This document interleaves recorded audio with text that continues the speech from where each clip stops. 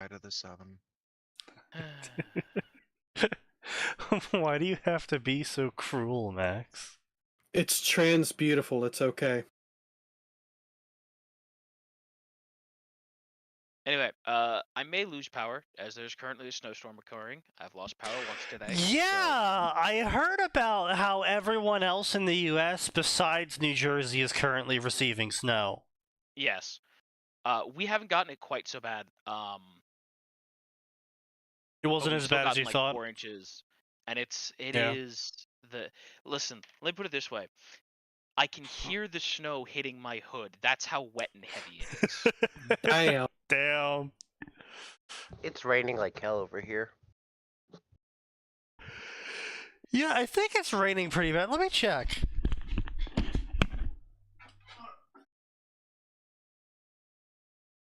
Yeah, the South got slammed with just a line of storms. Oh, the river's overflowing. Several places got tornadoes in the I think I heard Yeah. Sneaky say the river's overflowing. Oh, yeah. It's raining pretty bad over here. It's Yeah. been windy all day, and it was really rainy yesterday. But other than that, nothing. Yeah, we got you. What was rain for you transformed into severe storms for Alabama and Georgia. So I shall return Well, momentarily. That there was were severe storms in the area. We just didn't get any right where I am.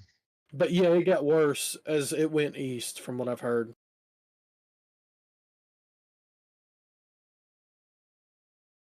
well, let me put it this way: the county that Atlanta is officially in had a tornado warning today, and that is exceedingly rare, even during like our severe weather seasons. Nice. I would like So to say, how's the Centaur girl going, Sign? Have you seen the pictures?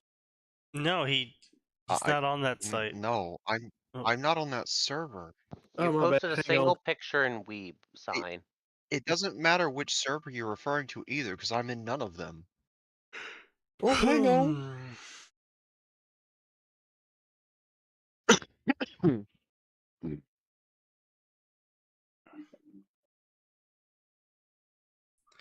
Why am I the third most starred person on Arn's server?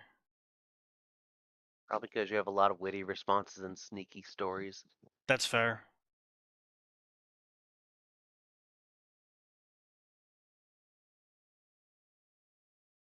What the fuck is that HUD? Holy shit. In case anyone was curious about Suicide Squad, don't be. It obviously is gonna suck, but here you go. I forgot to share it here. Yeah, Thanks, here you Sneaky. go. Posted in...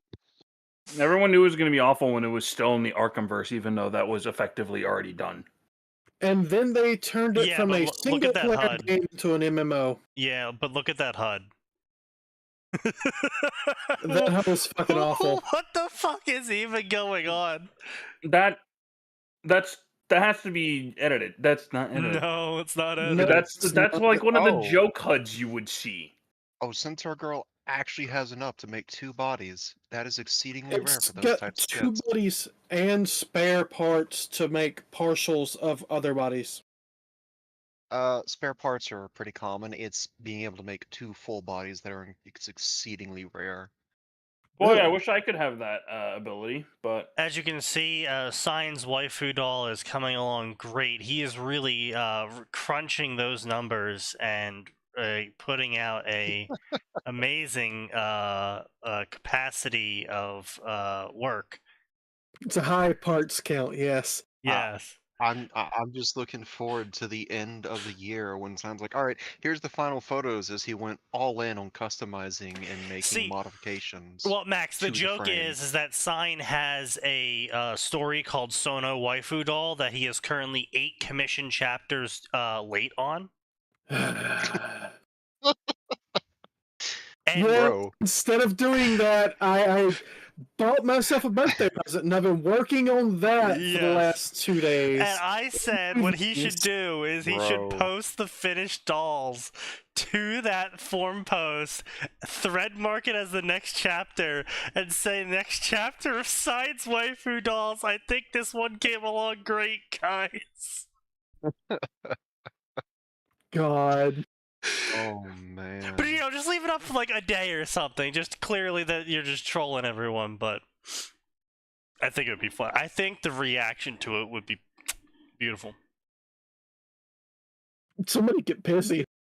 Exactly. great. You know, there's another one of these you'd probably like.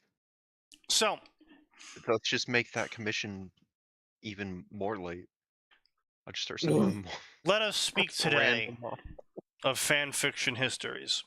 So last time on fanfiction.net here, we last time we went onto this website, we left a review. We left a review to someone telling them that it was amazing that they wrote 12 characters in one chapter and not a single one of them was in character. And that they should just write a story, because they have like 96 stories, that they should just write a story about them sucking Sasuke's dick because it would be more honest. Because, he spent a majority of the chapter sucking Sasuke's dick. And giving him a harem. Out of fucking nowhere.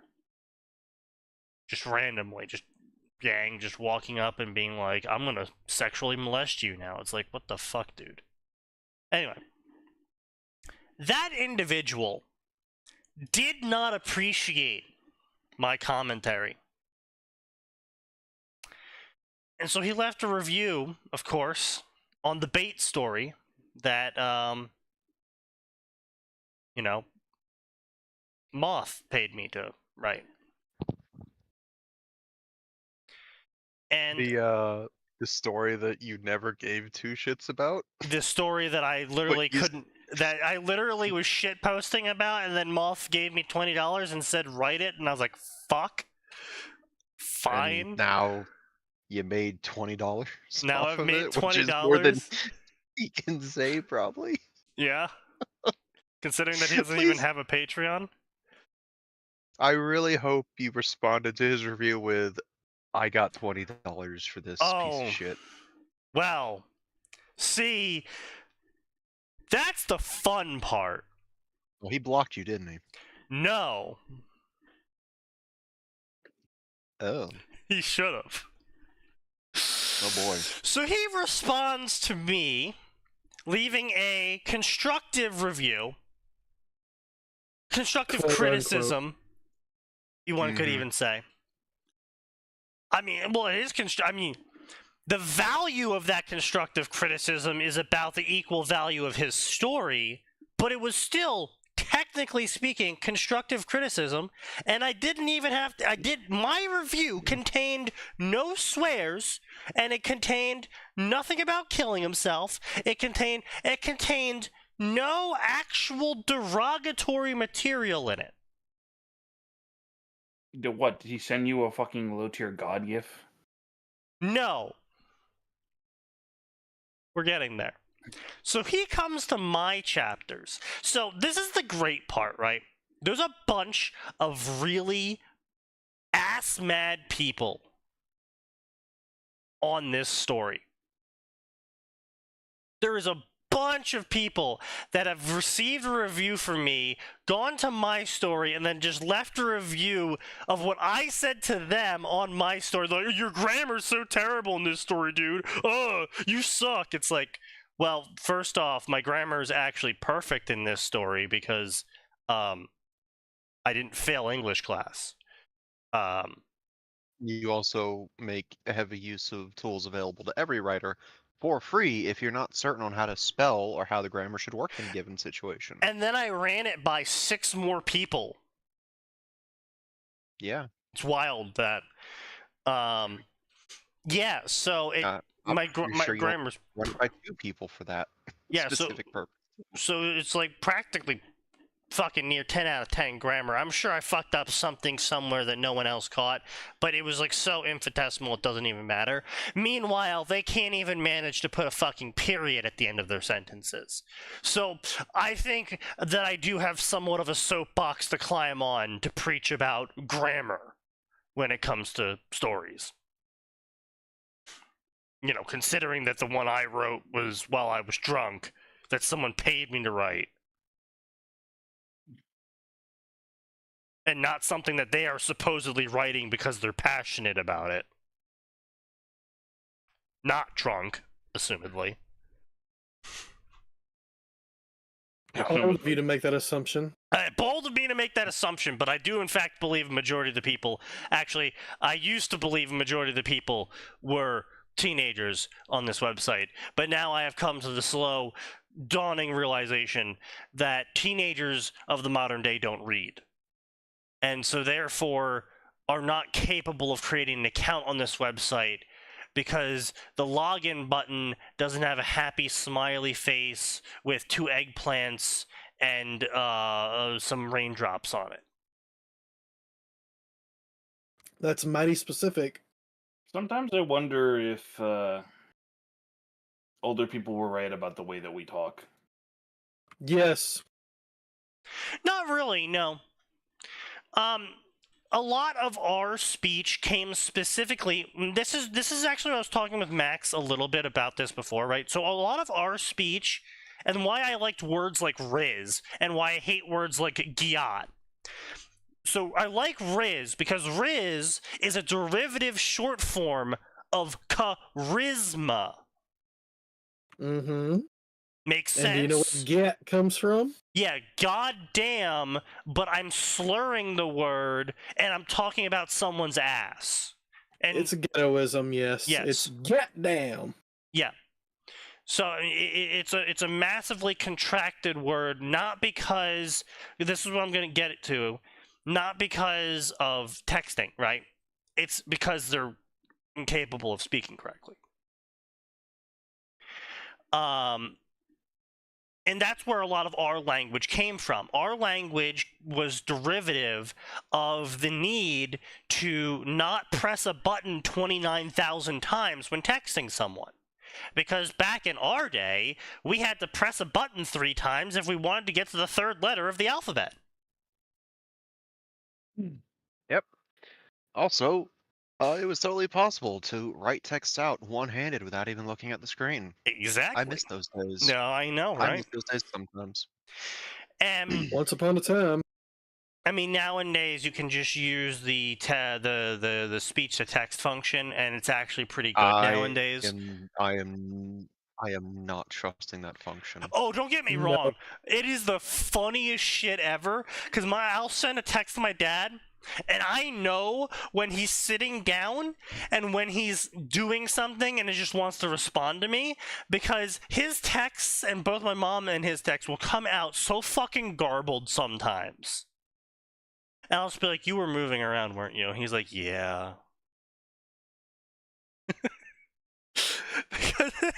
I mean, at least he's honest about it. He'll just say shit. And I'm looking at the text, I'm like, what do these fucking arcane words mean? He's speaking the language of the arcane gods. Don't worry about it. But yeah, like I said, it's massively improved. As someone who's been receiving text from people who heavily use it, it has massively improved over the years. Yeah. But I'll it's give it still not that. perfect. It's still not perfect. But back in the day, we had to shorthand all of the words because otherwise we're literally taking 2 to 3 times longer to write the same message. So a lot of the words got shortened. A lot of the letters got replaced with numbers. And then that one was a little bit more exaggerated because the nerds thought it was really cool. They could replace letters with numbers, and they started doing that. And, Elite speak. Elite speak. That's, yeah, that's something else. But point is that letters, entire words could be replaced with numbers, like, M8, mate, stuff like that, where it made sense, knowing the technology we were involved in, that the words got shortened, contractioned, rewritten to mean different things, etc., because we were trying to compress the amount of time we needed to waste to send the same message to someone. That's not the same for a lot of the Zoomer speak that's going on these days. That's just because they don't know how to fucking pronounce anything. Yeah. And because they saw their favorite creator mispronounce something, so they think that's how you just pronounce things now. And even though someone else corrects them, they're like, well, but Phantom says it this way, so he's cooler than you, so you're wrong. So that's why I hate the new generation. That's why the boomers and the Gen Xers were wrong about us. It's because we actually had justification for why our language evolved the way it did. Meanwhile, we had a reason for sounding like idiots. Exactly. Meanwhile, the Zoomers are just fucking idiots.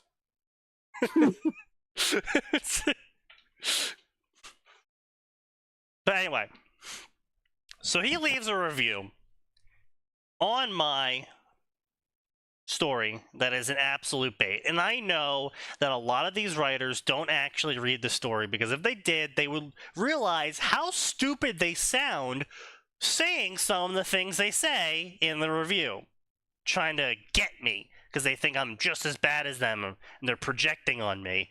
But if they actually read the story, they would probably try and change what they're trying to get me on, because Oh, I just looked at what the reviews. Why'd you start at chapter 5? My dude, you started at chapter half, yeah, not 5. yeah,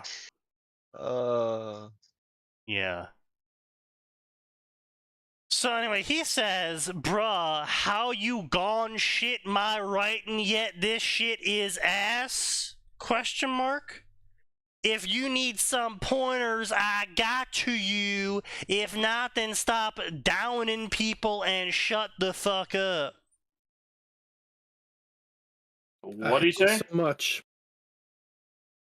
So I will also point this out, is that you can tell he's using text to speech. Speech to text, because only the sentences that are not the final sentence actually have periods in them, which is something that speech to text does. And the final sentence will never have a period unless you say out loud, period. Which he doesn't know about because he's fucking stupid. Many such cases. So I send him, of course, a completely reasonable response in the PMs. Are you mad, bro? Oh no. You Oh, is literally, that- did is you that all literally you- send him a "you mad"? Sneaky, you should have just made a callback to our old TTT days. It just put UNATCO. UNATCO.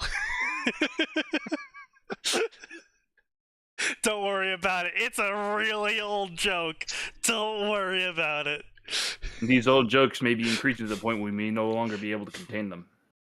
Fine, you're old. Do you understand the joke? Not even remotely. No, it's an old joke from the Train to Miami days. It predates everyone in this chat as far as mine and Sneaky's friendship goes. Yeah. Quite literally, that joke is older than me knowing Atin. Yeah.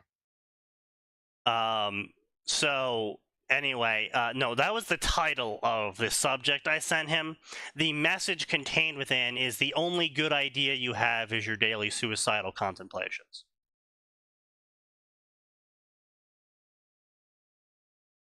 Sneaky, we talked about this. I was complimenting him. Sneaky, Yeah. that was not a compliment. That wasn't even a backhanded compliment. That was... That was a backhand insult. It's what that was. That was a pimp hand insult. So anyway, Of course, because he can't help himself from being massively retarded. He goes, bruh, it is 2024, current year, and that's the best shit you can come up with. You need to tighten up. If you need help, or you want me to write your story for you, let me know. If not, shit the fuck up, like I said. Yo, wait. Hang on, is he offering to complete the story for you that you were paid for? Yes. Great. So, Maybe you should take him up on it. originally, I was going to use ChatGPT to respond to him.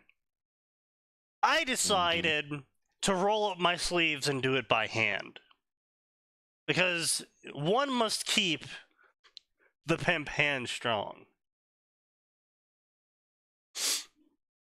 I respond with, see, the sad thing here is that you think I ever tried to insult you. No, you see, your government-funded education has failed you.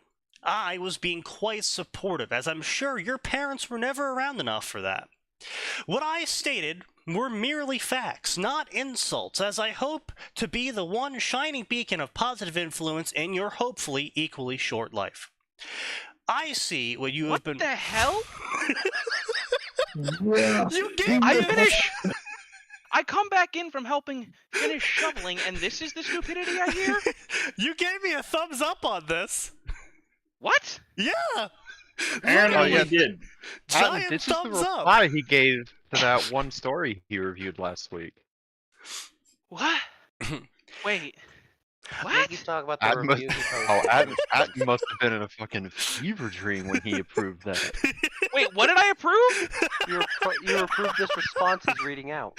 Yeah, Oh, you the approved this response much, he's yes. reading out. Okay, I didn't know Yeah. he was reading the response. I thought an author had gotten spicy and it was Oh. some kind of weird isekai. Oh, No. An author did get spicy. The Yeah. author in question was Sneaky. The author told me to step up, so I said, all right. That's right. bet." That's right. I remember now. I told you to annihilate them. Yeah. Sneaky, cracks knuckles. I have permission now. Bet. I see you have been writing stories for about 5 years now, which I must commend you on is a quite impressive feat for someone of such low intellect. Your dogged determination to keep writing despite never improving or learning anything is a remarkable sight to behold. The eloquence of your narrative both in story and out is something special, especially as you have managed to figure out as you've even managed to figure out how to spell correctly. But I suppose I cannot laud you entirely for that, as I notice a certain pattern to your text, one indicative of a phone, perhaps. If you wish to enter a battle of wits, I recommend you at least come armed. Oof. Damn. Okay, and his follow-up was... His follow-up is, bro, it's current year, try to relax. Did he really pull the it's current year? Why are you being so hostile? Yes. He realized It he is was- because he it is current year that we are being hostile, young man. He fucked around and found out. Now he's trying to deflect. Yeah, he said, come on, is that your best shot? I said, okay, here we go. He said, "Come at me," and then he said, "Wait, no, my parry button's broken." Hold on, wait, please stop. Wait, my button's broken. I have Yeah, children. He's Hold on, suffering my a skill button. issue. My controller's fucked. Hold on. Yeah, he I gotta get literally this. responded Your controller with, is indeed fucked because it smells, bitch. yeah, he literally Unfortunately, someone's responded with, word for word, bro, it's not that serious. It's 2024. You relax. Enough with the negativity. So yeah, he really stepped up. Was like, fuck you, bitch. You suck. I'll do it. I'll finish your story for you. Is that the best you got? I respond, please stop. Help me. What Oh, yeah, I'm actually being occurred repressed. here was him being like, I dare you to say that to my face, and then you stood up and revealed you were a full foot taller than him and built like a shit brick house. Help, help, I'm being repressed. Now, you see, this is one of the most important things. I know that someday my mouth is going to get me in trouble, but guess what? I'm no coward. If the guy who's a foot taller than me stands up, it just goes, oh, got my work cut out for me. I mean, that reminds me of the time He should have been ready to fire back. he should have been, and he was not, because, you know, he came unarmed to a battle of wits. But That's just mean. I'm also gonna have to remember that one. Sneaky, you better be like, Common What? mistake. Don't come unarmed to the Battle of Wits. That's an old one. yeah, it's an old one. That is very old. Yeah, that's one I've never heard though. Like- he asked me to step up my game, and then it said, "Wait, why are you so hostile?" Yeah, exactly. Up your game. Wait, no, not that much. Wait, hold up. I didn't mean that hard. wait, hold on, bro. Bro, it was just a joke. It was a prank. It was a prank. Bro. It was just a prank. I was legitimately praying that he would continue with me, You were just praying so you I could work up to the low tier god. Oh, I hate how relevant that man has managed to stay. It's great. I mean, I think he does some decent tutorials still. He's never done decent tutorials. Really? He's a piece of shit who's got his head so far up his ass. He tricked himself into thinking it's not his colon he's smelling. It's what he ate for breakfast. I stand corrected then. Thank you, Max, for You, letting you me don't know understand. what You don't has done. understand I the have to history remember this man that has one. in the FGC. I You do really not. don't. This man has picked on wholesome individuals before, and been put in his place, and had the gall to say it was the game's fault, not mine, in a 1v1 offline local setting. You see, it was the latency. You know, the brain to hand latency. He's not what I would consider a good individual. It's only in the last like 3 years he's quote unquote cleaned up his act, and that only lasted maybe 6 months. Nice. I But mean, I don't know what to tell you about that, other than to say that he sounds like Mason, except Mason never cleaned up his act. Listen, I'll give LTG this.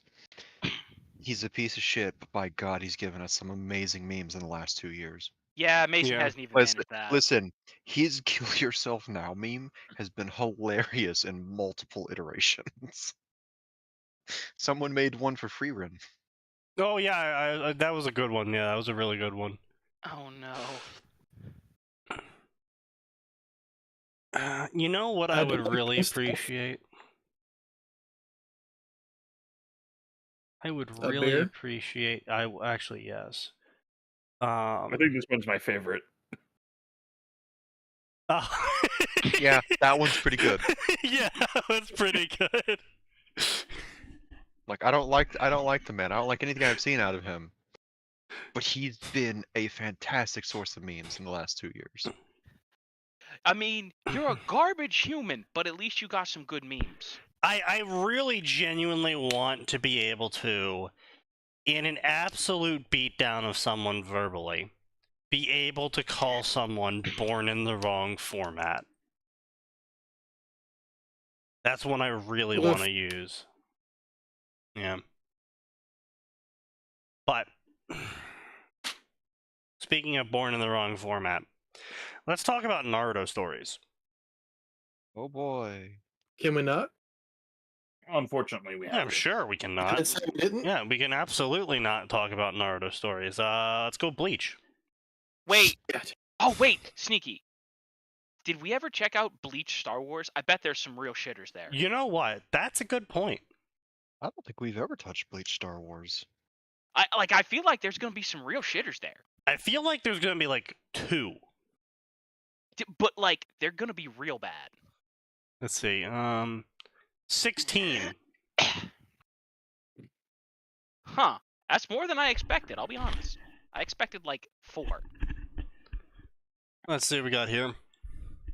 There was this one really stupid Bleach Mass Effect crossover that a bunch of people say is good, and I'm just like, what the fuck are you people talking about? It is dog shit. It is like this horse shit about how the realm of the dead, you know, the Japanese realm of the dead, is actually universe encompassing, and Ichigo can use the realm of the dead of Japan to travel to other planets, and he does that to fight like Batarians and shit when they tried to invade the various points in time in the Mass Effect prologue. I think I know that story. I mean, he's killing Talk about Batarians gods walking based, among but... us. Or something Yeah, like the Gods title? Walk Among Batarians Us, deserve sort of, yeah. death. It I is stumbled on that a the while back. dumbest shit ever. It's such a fucking dog shit story. It is literally just an absolute joke. I was entertained by like the first chapter, and then I just kind of lost interest. It got boring. Because there's literally nothing behind it.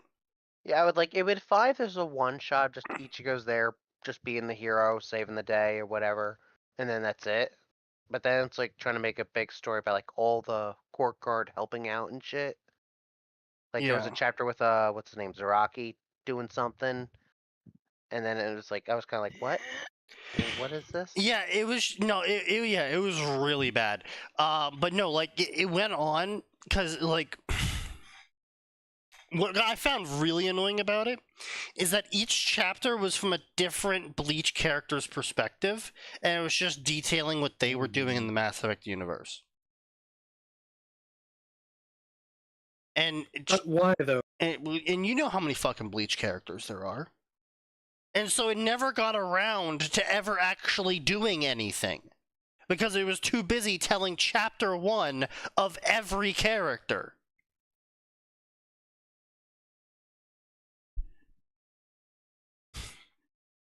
Because some authors get it in their heads that their story idea is really totally cool and amazing, and that everyone's gonna really love it because it's gonna be so amazing, and actually it's just dog shit. Many such cases.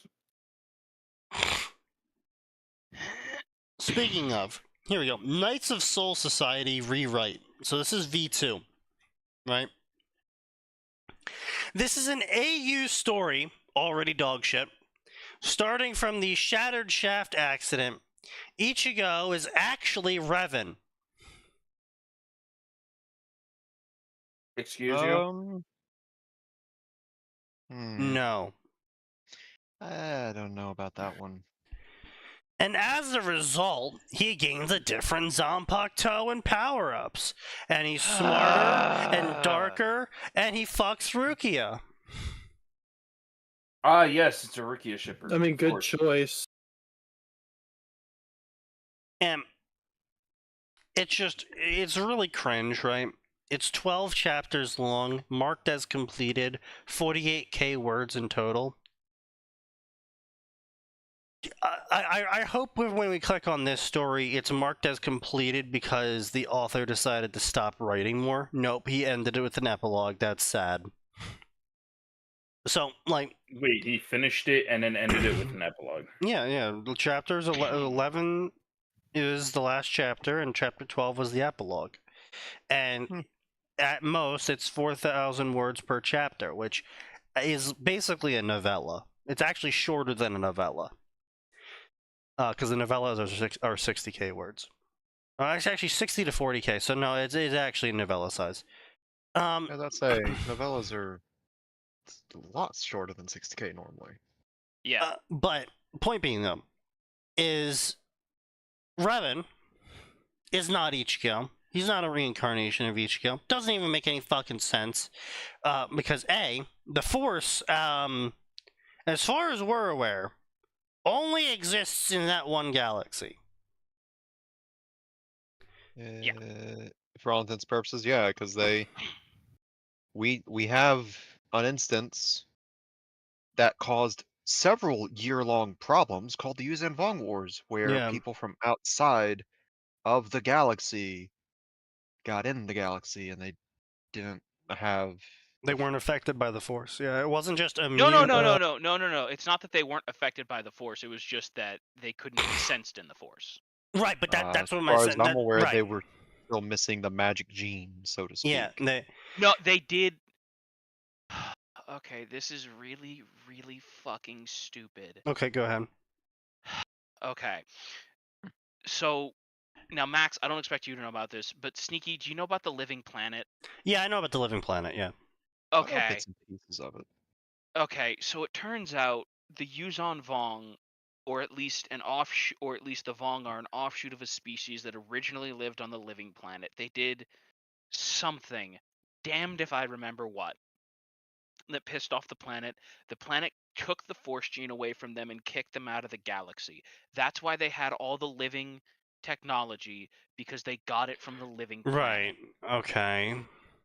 When they eventually came back into the galaxy, the reason that the reason that Jason Solo was able to end things was because he found the living planet, and he found some crazy Sith woman there who taught him Sith stuff and how to use the Force, and she helped him sneak into Coruscant, which had been taken over by the Vong, where the Vong Emperor was. And it turns out the Yuzon Vong Emperor was a brain-dead idiot who was being permanently Force mind-controlled by his jester, who had rediscovered the Force gene. And after they got rid of him, they were able to stop the war, and they moved all the Vong to the living planet, and after 30 or 40 years on there, the Vong got the Force back. That's That is Incredibly stupid, and I feel incredibly stupider for having dumb. recited it and retained the knowledge. I'm sure I Wasn't got that war some. the war that killed like literally quintillions of people? it Yes, was a It mass also- purging. I know that much. It they fucking killed a killed lot of people. Chewbacca. Yes. The bastards. And here's the thing. I'm sure if someone were going to go and do a wiki dive, I got some of that information wrong, but I was hitting the high points. I was hitting the important parts, ladies and gentlemen. And, you That's know, wow. I was so much happier when I only had like surface level knowledge of the Yuzan Vong and was like, oh, this is so cool. This it shows that it's a weird genetic thing that can just be ignored for other stories. And it's like, nope. No. Lame. Also, because it's a gene, in theory, and because it comes from the magic little fucking microbes, in theory, Revan would retain access to a minimal amount of the Force in his body. And we don't know how virulent the microbes that make up the Force are. Like, it could be that he goes there and the Force just starts eating all the chakra. Because the Force isn't, like, it comes from microbes. It's a thing. I want to be clear, I hate that. Yeah. It's a Yeah. biological thing. So Well, inserting it into the Everyone Naruto hated universe that. could put the Force in Naruto. Well, Alternately, apparently, it could meld with Chi. was Or, it well, the Yin and Yang. well, no, not really. No. So the thing is, though, is that by making them microbes and not a inherent like spiritualist energy tap, it actually separates the microbes from the person. And so when you talk about spiritualism things, like especially Bleach, but Naruto, you wouldn't include the microbes that aren't connected to you physically to be part of your spiritual yang representation. Mm-hmm. Because Kurama, who isn't connected to Naruto physically, but is spiritually, is connected to Naruto's yang. Mm-hmm. Specifically through a bridging seal that was specifically created to bridge the two. So if anything, if the Force existed in a world like Naruto, it would be a separate power. But did they say how Revan's getting there? So how he ends up in Bleach, yes, he's a reincarnation. Well, then no, he doesn't have shit. No, he has nothing. Yeah.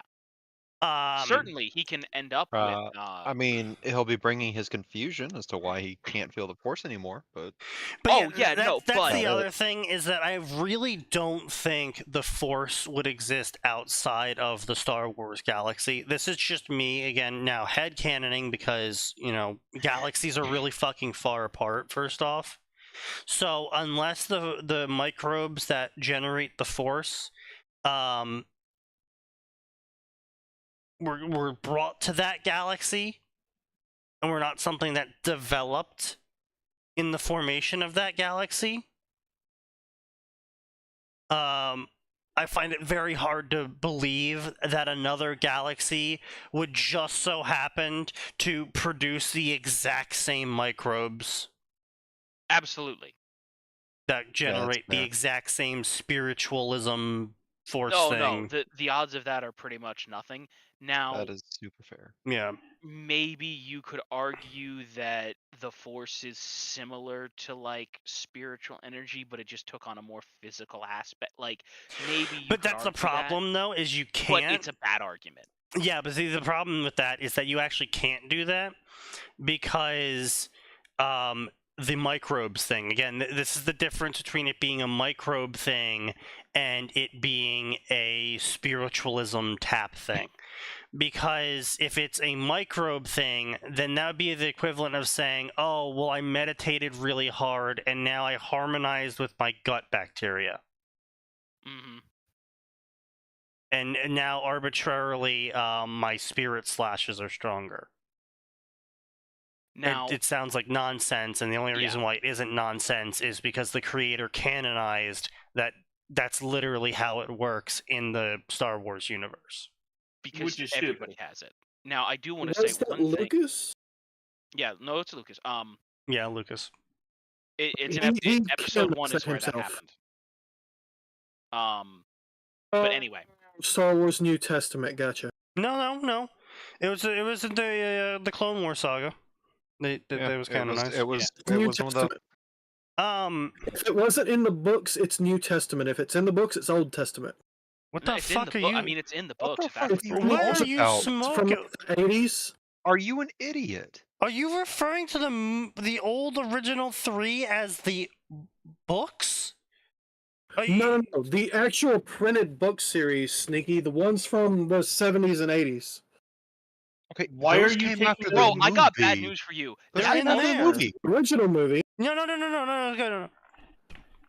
Those came after all 3 movies. Not to Midichlorians my knowledge. were first introduced in the first episode. However, the older Star Wars books did start talking about such topics, and because of, they had to go through George Lucas, Hmm.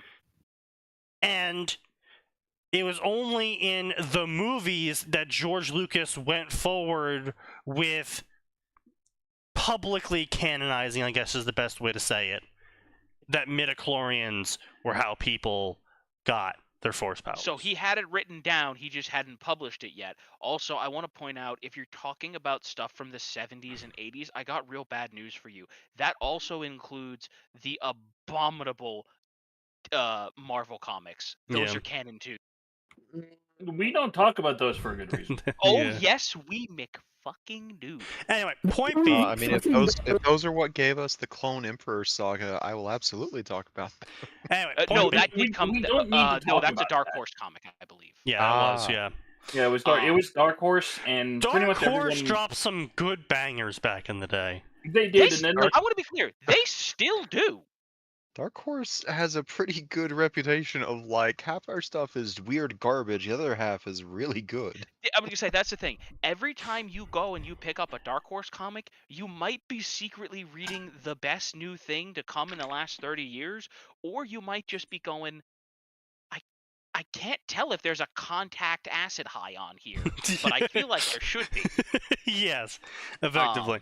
Anyway, point being, though, is what that boils back down to is that specifically Star Wars, unlike a lot of other properties that either imply it's the future or imply that it's the past, Star Wars specifically says that in relation to our galaxy in the current time, it is a galaxy far, far away and a long time ago. Specifically in relation to 1980s Earth. Milky Way galaxy. And like the other thing is, like, you could in theory have here's the thing. If they had Revan physically be transported into the Bleach I would believe universe, that more. well, A, I would believe that more. B, that would let you then, as I said, that would let you have Revan appear and then in some manner propagate the Force, right? Yeah, no, Because certainly, yeah. he'll bring some of the weird little Force microbes with him, and as far as we know, the Force microbes are just a friendly symbiote. Yes, as far as we know. We don't know precisely what they do, but they're certainly adapted to a human biology, so everyone that Revan came into physical contact with would pick up a couple of the little Force As far as we're aware, we don't actually know where they are in people, but we do know they're at least in the blood because you can get blood tested to get your microbes tested. Well, yeah, they're a part of all life, everything, everywhere around you. Like, that implies that it's not just in the blood, because obviously it's also in plants and Plants have blood. yes, I know plants technically Plants have have blood. chlorophyll, not blood. Chlorophyll is a blood-like substance. My point being that it's also right. It's in all life. That means it's got to be in the air too. If from nothing else other than the fact that plants are going to be, I don't know, exuding it, excreting it, whichever word you prefer, it's going to be coming out of plants.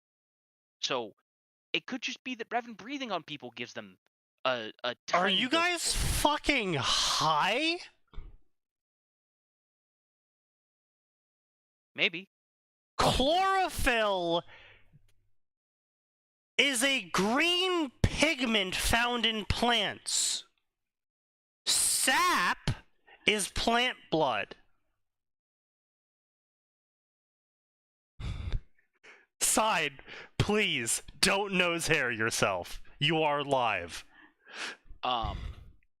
Anyway, First of all, fuck you. Second oh of wow, all, nose hair. My Here. bad. Anyway, what I was gonna say was, like, look, we don't know how it gets around. Presumably, it's got to be at least partially airborne because it goes through everybody. I mean, I Well, think it's I mean- literally just as long as you're there, you get something.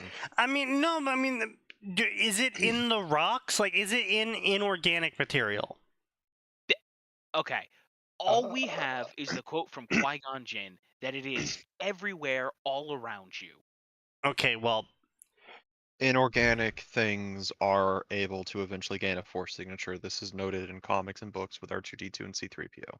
that's If fair. a That's fair. machine goes long enough without getting a memory wipe, they gain a unique force signature. That's fair. Okay. They gain the equivalent of a soul. the power of the machine spirits. Okay, isn't it like the Force itself is an energy field, but to access the Force you need the midichlorians, so they're two separate things? Yes. No. Midichlorians were a microscopic, intelligent life form that originated from the foundation of life in the center of the galaxy and ultimately resided within the cell. Okay, so they're in the cells. Thereby Yeah, that's what I was gonna say. It's probably some sort of thing like a mitochondria. Yeah, like I'm saying. That's why you can test it by testing the blood. With their host, the Force spoke through midichlorians, allowing certain beings to use the Force if they were sensitive enough to its powers. Right. In order to gauge an individual, blah blah blah blah blah blah blah blah. All This the is stuff really we- stupid. But Like, if Oh, it's massively Star stupid. Wars. have cells. Golly, Well- Star Wars. Why do you get two mitochondria? I mean, Oh, in good, fact, everybody! yes. Everybody, we're back to the living planet. Of course. Of course The we are. wellspring of Wow. life. Wow, damn there's a fucking circle of life here. Okay, what's the well? Let me The guess. wellspring It of was life the is first, right? It it's was the the it's first the planet first made. planet. Okay, of course it was. All right. Let's see. The will of the okay, that's right. That's right. Remember, if Okay. you're going by canon, there's the cosmic force, Yes. which was its own thing. God, Yes. it's so stupid. So who knows? It's entirely possible that by having especially right, and this is actually important, having someone like Revan, who's like the third or fourth most powerful Jedi Force user that's ever walked the galaxy. Revan could very well kickstart the Force in our world. Yeah, this is what I'm saying. The reason why I wanted to clarify this is because if it's located inside a cell, and the reason why a droid could develop a Force signature, but obviously never use the Force because no technology can use the Force. But you can make technology that channels the Force, but not independently use it. No, hold on. Those replicants that were basically Terminators could use and channel the Force. What? The who? What are you The what? talking Replicants. Wait. They Gamer, are what the fuck are you Terminator. talking about? Bro, what are you on? Oh, okay, let's give him a chance to actually say something. Yep. Okay. They are bio-organic. They are cybernetic beings. Okay, They have bioorganic. That's literally my got fucking point. biology. It has biology. But they Yeah, are machines. They don't have souls. They are machines. They are droids They with have skin on top of them. cells. Yeah, no, The bioorganic means mitochondria that is the they're- powerhouse of the cell sign. Yeah, no, if it's bioorganic, it is Oh. by nature biological. It's in the name, bioorganic. So if it is a Rip anyone bioorganic trying to play my replicant, Microsoft server. they're getting their mitochondria from whoever donated the particular genetics there. Yeah, so anyway, point being though, is that much like the mitochondria, and the reason why I use mitochondria and why Max likely used mitochondria, is that mitochondria did not evolve with people. Or anything, actually. Mitochondria were kidnapped. Huh? Yeah. No, Okay. keep going. So back in the day of single cell organisms being the only thing around, there was two types of cells: massive fuckers and not massive fuckers. And the not massive fuckers had a far more simplistic structure to them, and they were very basic. The massive fuckers have what we call organelles. And because they were so fucking massive, they effectively had an organ system that was made up of smaller parts of themselves that were not quite cells, but you get the point. And the problem for these massive fuckers is that energy conversion was pretty piss. You're unlocking some high school biology lessons right now, Sneaky, just so you're aware. Thank you. That, let's be clear, some of the people in this chat are desperately in need of. Yes. And so the massive fuckers were not able to do much. It was sort of like it's the equivalent of the gigantism that goes on in the deep sea, where a lot of those creatures are really big, but they also kind of just float around hoping a meal comes their way. And that's effectively what these giant cells were like, in that basically nothing could eat them, but it was really hard for them to eat things. And then one day, a massive fucker discovered a smaller cell, and we don't really know what precisely happened, obviously, but assumedly, the massive fucker tried to eat it. And then that cell was just producing a shitload of energy. So the conversion rate that we quantified was like 1 sugar molecule equals like 4 ATP without using oxygen. That's using the process that we fall back on when we're extremely stressed in terms of physical workout. That creates the acid.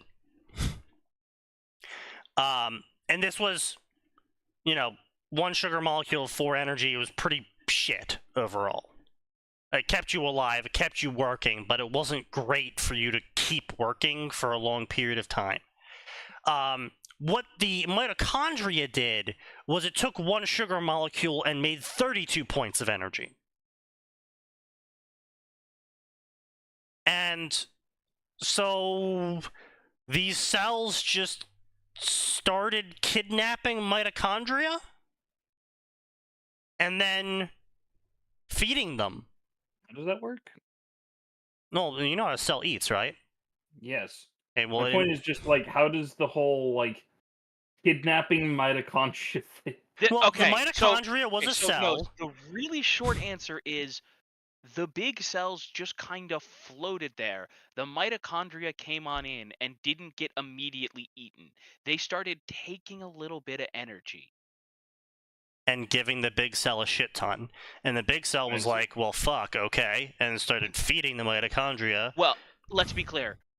This took billions upon trillions of iterations. We're talking literally hundreds of thousands of years of evolution of the kidnappings taking place before finally one of them figured it out, and that one started doing really well, so it could propagate more. Yeah, and so effectively, this is why we're actually able to trace lineages down the mother's line, because you always have your mother's mitochondria. Why? I didn't pay enough attention in high school biology, but effectively the mother is the one that gives you your mitochondria, and the mother's mitochondria is the mitochondria that hasn't changed as much compared to other people's mothers. And yeah. Anyway. Yeah, it's wild, it's weird, it's funny, and basically, so yeah, the mitochondria got kidnapped and effectively got fed and turned into a vegetable because it was no longer able to live or move on its own, but it constantly got fed, and whenever the big cell replicated, it also got to replicate, which was basically the function of life in a nutshell. It got food and it got to breed, and so it was happy. Listen, it was the ultimate free ride. I do nothing except what I'm already doing right now, and then I get food and to reproduce. Success. And That protected. sounds like a win. Yeah, it gets food, it gets to reproduce, and it gets protected by something 32 times its size. In other words, it's a Twitch streamer. Exactly. Oof. I don't know. I mean, 32 times its size is a little weird. I mean, to talk about. I'm referring to chat. Yes. Ah, I see. Chat is happily feeding the Twitch streamer. Also 32 times the Twitch streamer size, and will eagerly defend it. Yes. Anyway, point being though is that my assumption is that the whole little floaty boods, not mitochondria, midichlorians are somewhat like that. If they are also living inside a cell, I can only assume that it is similar to that. My confusion comes then from the midichlorian count.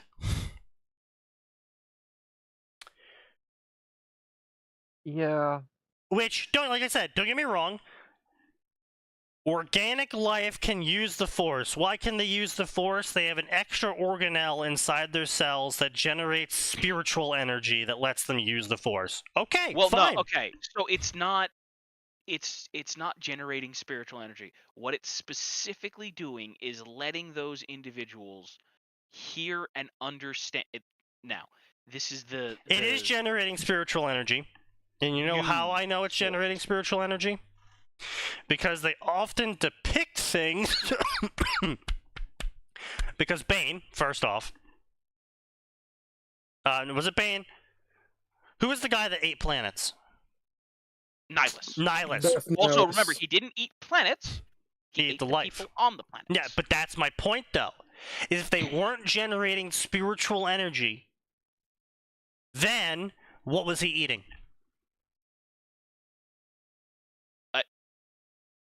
We know he was consuming the force from them. It's entirely possible he The just had a way- spiritual energy. Exactly. And he could have had a way to feed on the actual organelles, Sneaky. well, He was doing it from fucking yeah, orbit. he was doing it from super fucking orbit. He was literally feeding off of the ambient energy. And we already know that our bodies operate with ambient energy. Our brains process things using ambient energy, not from neuron That's to true. neuron triggering, but actually the neurons triggering causes an energy field that allows us to think. Because, you know, the only thing stupider than powering a rock with electricity to make it think with a Is continuous powering current meat with electricity. is having a bunch of meat, not just powering the meat. Like that's like sticking a power plug into meat, and it's like now it's electrified meat. No. That's even dumber. We stuck a power plug into the steak, and now the steak is doing math. Literally, yes. But also, it gets even dumber, because what it actually is it's a giant lump of fat-like cells that are shooting beams of electricity at each other. And because those beams of electricity at each other are generating static, suddenly we can do math. That's dumb. It's magic. Oh yeah, it's really dumb. But anyway, okay. But look, the point the being point is that is our bodies the- operate off of ambient energy. It's an established Fine. biological fact. Him eating that ambient energy is something that I find completely reasonable, being the fact that he is capable of sitting in a spaceship above a planet and going and suddenly the planet's dead. Sure, fine. But what I was going to finish with was we know that what's giving people that ability to touch the spiritual energy is the extra organelle. So therefore, the more of them you have, it follows that because you're tapping into a radio signal, for want of a better term, right? To It's a get that extra receiver. energy. So the Right. more of those cells that But you have, right, but that's what the I'm better saying your though connection. is I'm confused. So like everyone has a different amount of B cells in their body, a different amount of T cells in their body. That I can understand because those are independently created and maintained cells based on a person's life experiences. If these I keep wanting to call them mitochondria. God damn it, Max. Midichlorians. If these midichlorians are within every cell because they're in all living things, then there would be one midichlorian per cell. But the fact that there is a midichlorian count and people can be in the hundreds to Anakin's, or was it 25,000 or something? 27,000? I think that's what it was. Hang on. The fact that there is a count of midichlorians, that you can actually take a sample of someone's blood. 27, yes. I think they did 27,000. it was like a count per part too. Yes. That might have been it, is they take a sample of someone's blood and like strain it out, and then they count how many midichlorians were in that amount of blood, and then they you know, extract that from there. But what my point is then it's clearly not inside every cell. Like there's not one midichlorian per cell then. The midichlorians are clearly a independently existing substance. It's in everything. You know, I think the smartest thing was Luke's could have done, and I've stuck with this pretty hard once I Was grew never old enough to understand how stupid it was. explaining it. No, he could explain it.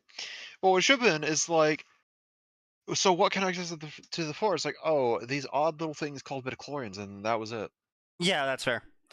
Just leave it at that, like, we don't know what they do. Don't give us a thing like, oh, we can detect midichlorians in your blood.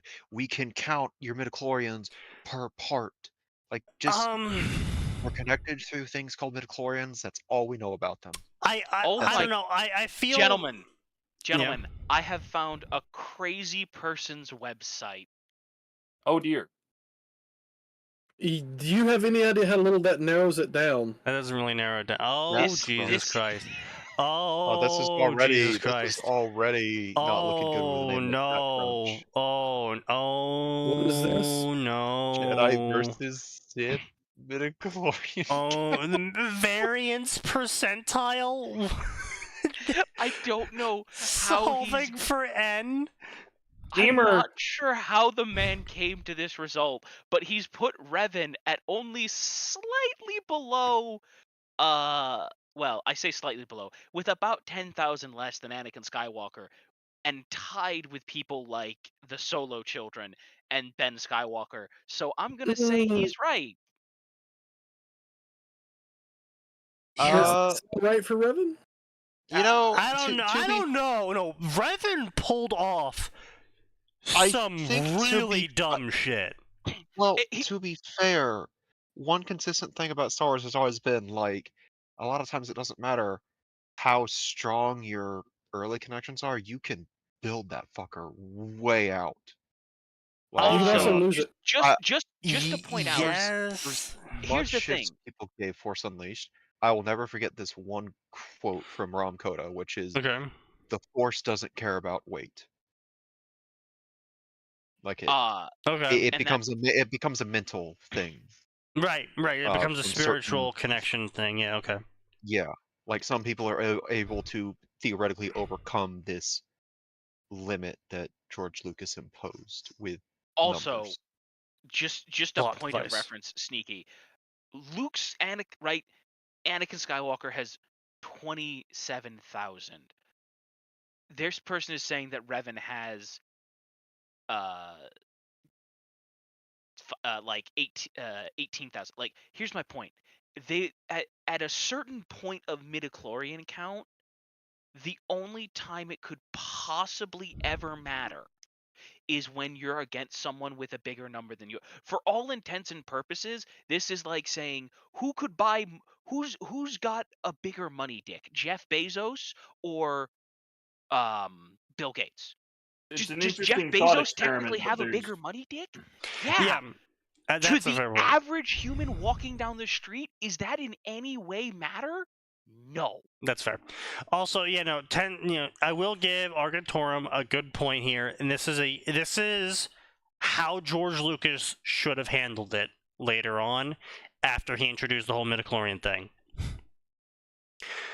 So he has Taylor getting scanned by Qui-Gon with a little fucking scanner thing that's reading her midichlorian count, and Taylor's like, it doesn't make much sense that somehow microbes cause force sensitivity, and Qui-Gon's like, yeah, it's probably because they don't. Correlation's not causality after all, and there's no sense in denying that correlation exists.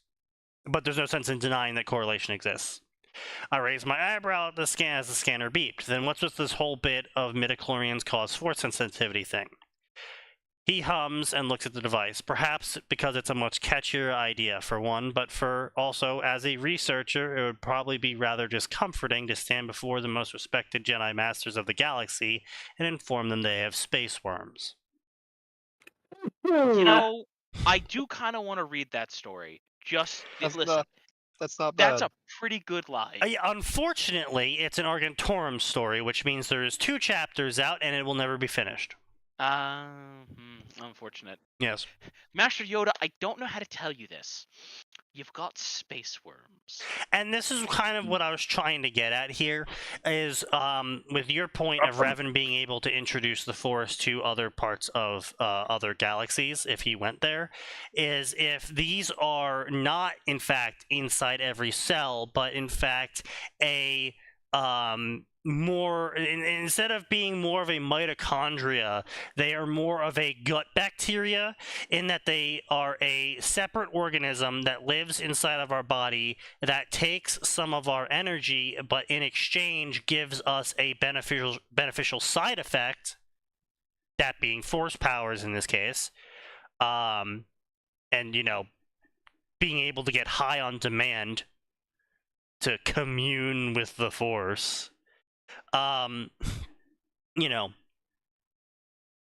Makes a lot more sense. And then the difference there is, if it's not a mitochondria-like existence and more of a gut bacteria existence, that Revan would in fact be able to spread said force bacteria to other people.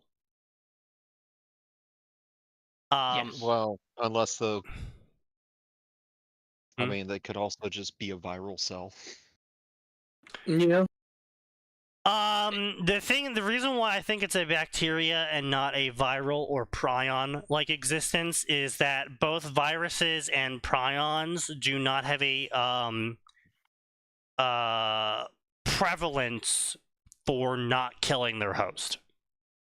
I don't think gut bacteria are normally found through blood tests, though, are they? No, they're not.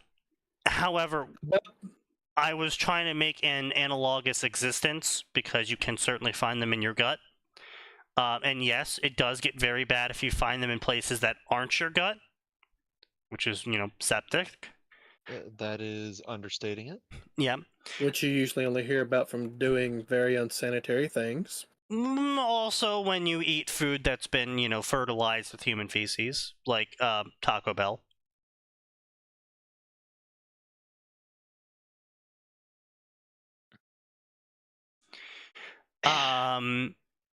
So anyway, as I was saying, I was talking about more because we have, again, white blood cells is it's a mix, I guess. Then midichlorians would be a mix of white blood cell and gut bacteria, in that they are a internal cell that is free roaming and is kept in a limited number by a arbitrary system inside the body.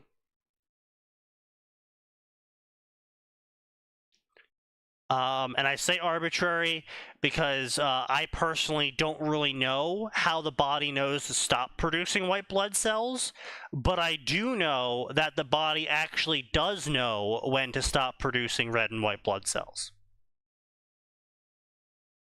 That there are functions in the body that monitor the parts per whatever of red and white blood cells, and also dictates how many of them need to be there, and will tell the marrow to either produce more or less, depending on the scenario. Which, again, fucking wild, let me tell you. But biology is just crazy like that.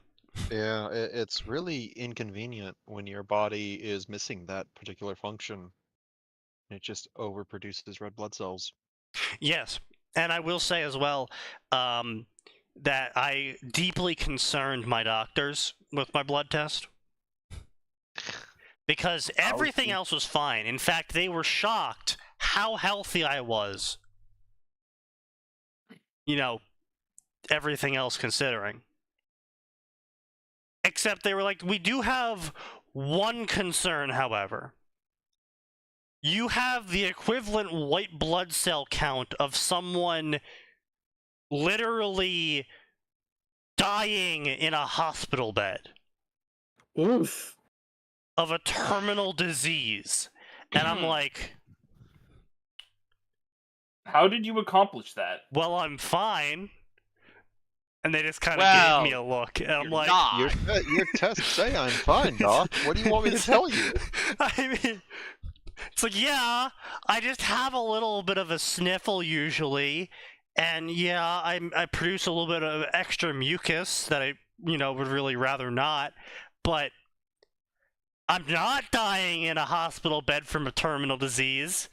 So I don't know what to tell you about why my blood cell count is showing that. My white blood cell count is showing that.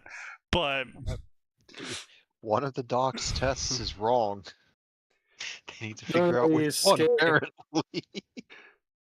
Yeah, well, it's like it's always fun when you get to be the weird medical guy because Oh. like and Sneaky has more experience with this than I do, but I still have a pretty fair bit of it.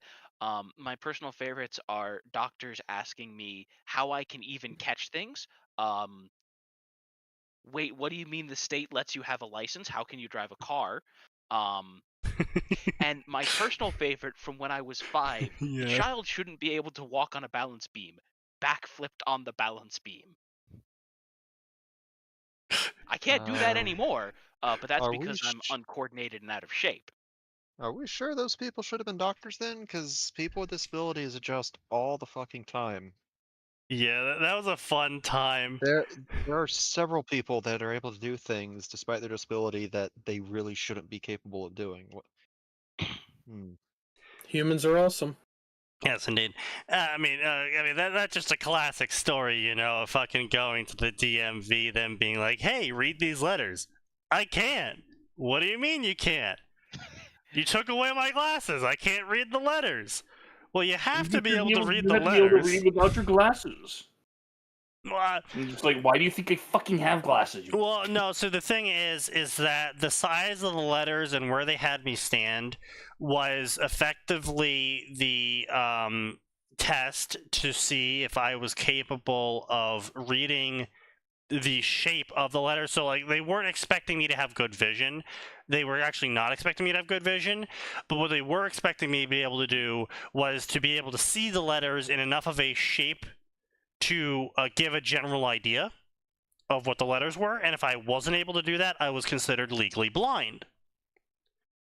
I wasn't able to do that. And the guy's just looking at me, holding my driving permit, and he's like, Yeah, didn't you end up calling up your doctor? And so yeah, then I was like, well, if I call my eye doctor right now and he says I'm fine, does that mean I get my driver's license? And the guy's just looking at me like, I guess? Like, if your eye doctor says you're fine, I don't know, I guess so. So that's what I did. I called up my eye doctor, explained the situation, put him on the phone with the DMV clerk, and the eye doctor was like, yeah, he's fine. So I got my license. Except on my license, they just put a little symbol saying that I was legally blind and shouldn't be driving.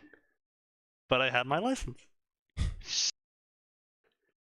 Yeah, they probably shouldn't be in the car, but I mean, what? What are we gonna do? Not let him Which drive? made it even funnier because when I moved to Vermont and got my car in Vermont, because that's when I got my car, is I originally purchased it in New Jersey and had it, because I had a New Jersey license, and then drove it up to Vermont and had to register for a Vermont license now. I just went into the Vermont DMV and I was like, all right, so like, do I have to do the test to get my license? They're like, no, do you have a license? I'm like, yeah, here you go. They took it and they're like, well, here's your license now. And it's just Vermont license. I was like, oh, okay. And I looked down at the card and I noticed that the legally blind part has been removed from the card. I was like, oh. Oh no. Also, just one thing I want to chime in here with here real quick. I'm getting really concerned with Narissa being stuck at Kiara's house. Yeah. Stuck. I mean, Kiara's not what I would call a stable individual. Why is she stuck? Well, she went there. Yes, but why is she stuck? Because she went there. Yeah, Ah, she went there. Oh yeah, that's what it was. Yeah. Fucking It was like 32,000 or something like that. Yeah, 32,000 parts per blood for white blood cells, and they were just like, "How the fuck are you alive? You are sick with Wait. something." Is that why you would find dead mosquitoes? Because your blood's Probably. just pumping so many white blood cells, it's just tearing them apart from the inside. Wow. Entirely possible. Yeah, that was a big mystery with Sneaky for a while. It's like, oh yeah, I keep finding dead mosquitoes in my room. No, it's dead And they ticks, clearly and ate. mosquitoes wouldn't bite me. Oh, yeah. I actually pulled a tick off me once that starved to death. It refused to bite me. It was on me for so long that it actually died of starvation because it refused to bite me for so long. So that was wild. To be fair, I also pulled another tick off me that also died after biting me. So I might have got where the second tick might have been like, wait, hold up. You see, what people didn't know is that Lyme disease didn't originate with ticks. It originated with Sneaky, and one single tick lived through it. There is a pool of water here, and a dead guy next to it, and it looks like his hand was in the water. I don't think the pool of water is safe to drink, guys. Why would you think that? Wait, he has been updating it? He update. I still follow him in a bunch of stories. Every once in a blue moon, I'll get like a random update for a story or two. Oh, well, I mean... Yeah. Yeah, I guess when you run away with several thousands of dollars in commission, people start to really pressure you to finish them. Mm. Yeah. Right, Sign? Not that you would ever I know wouldn't about. think about that because I've never run away with thousands of dollars worth of commissions. I've just Not done them. not finished them yet. Yeah. Yeah. Yeah, to be fair, he's still here. There's a measure of accountability, a small, flailing, feeble, largely depleted, but still there. I'm working on things. Oh, wait, Phoenix, were you the one that Jokes aside, asked he him is for that expert. Shadowhunters, the Shadowhunters trilogy, whatever the fuck it was called, with the Taylor is a Warlock or whatever shit? Was that you that caused him to write that? Oh, damn. It's crazy I still remember that fic, and I remember reading it back in 2016. Yeah, That's I guess crazy. link the one where Taylor's talking to Qui-Gon That's Jinn or whatever. that's just the one, did. God Save the Oh, Queen. that is Yeah. God Save the Queen. Okay. Yeah. Mm. Some of the worlds I wanted him to write he didn't know too well. Yeah, that's fair. But I anyway, mean, that is how it goes. point being, long tyrant aside, is that Revan would have no power here.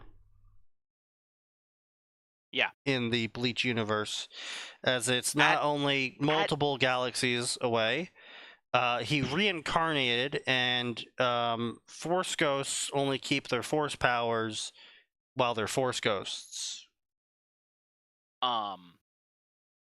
Frankly, the most I'd be willing to give you is that he picks up on spiritual techniques very quickly because he's got a lot of Oh right? yeah, certainly. He's a and, Jedi, you know, he's good maybe at meditation, he's blah, and blah, he blah. you know in tunes with his sword a lot better than anyone else. No, certainly there's a lot of things you can say that Revan would have an advantage of even without Force powers. I just think it's really fucking stupid to do reincarnation, because you know not only is this a galaxy far away, not only is this a long time ago, you know, it's like now you have to explain how the fuck a Force Ghost, because he became a Force Ghost and we know he became a Force Ghost, how the fuck a Force Ghost ended up multiple galaxies away reincarnating into someone else. It just then now Because that's why. Yes, but like to do that, now you have to tie the Force into the Japanese afterlife somehow, and now shit's getting really complicated. And this is why I hate crossovers that do this sort of shit, where it's just this overcomplicated mess that you've just created because you want this really stupid idea to work. Because here's the thing, you know what you could do? We've already quite literally had a hyperspace explosion that broke time and space. Yes. And some punk ass Sith Lord used a bunch of essentially force sensitive rocks to hold his ship together getting through the warp. And he was holding together what was functionally a Star Destroyer. Revan can totally keep the Ebon Hawk in one piece. I mean, I'm just saying, like, you could do something like, oh, you know, Revan decides to blow up the Starforge at the end of Kodor, and in doing so, cause an unpredictable occurrence to happen, and where the ripple in time and space occurred, and he was ejected from, you know, his time and space, and ends up on Earth. It'd be like, Yeah. dumb, but yeah, sure, fine. You know, Starforge blowing up, literally like God Forge of the Sun. Yeah, sure, you know. That's fair enough, I suppose, you know. And you get Revan with all of his powers doing Revan stuff with all of his powers. And, you know, honestly, with how the whole Force and Force Ghost thing work, he's probably got a lot of fucking spiritual power.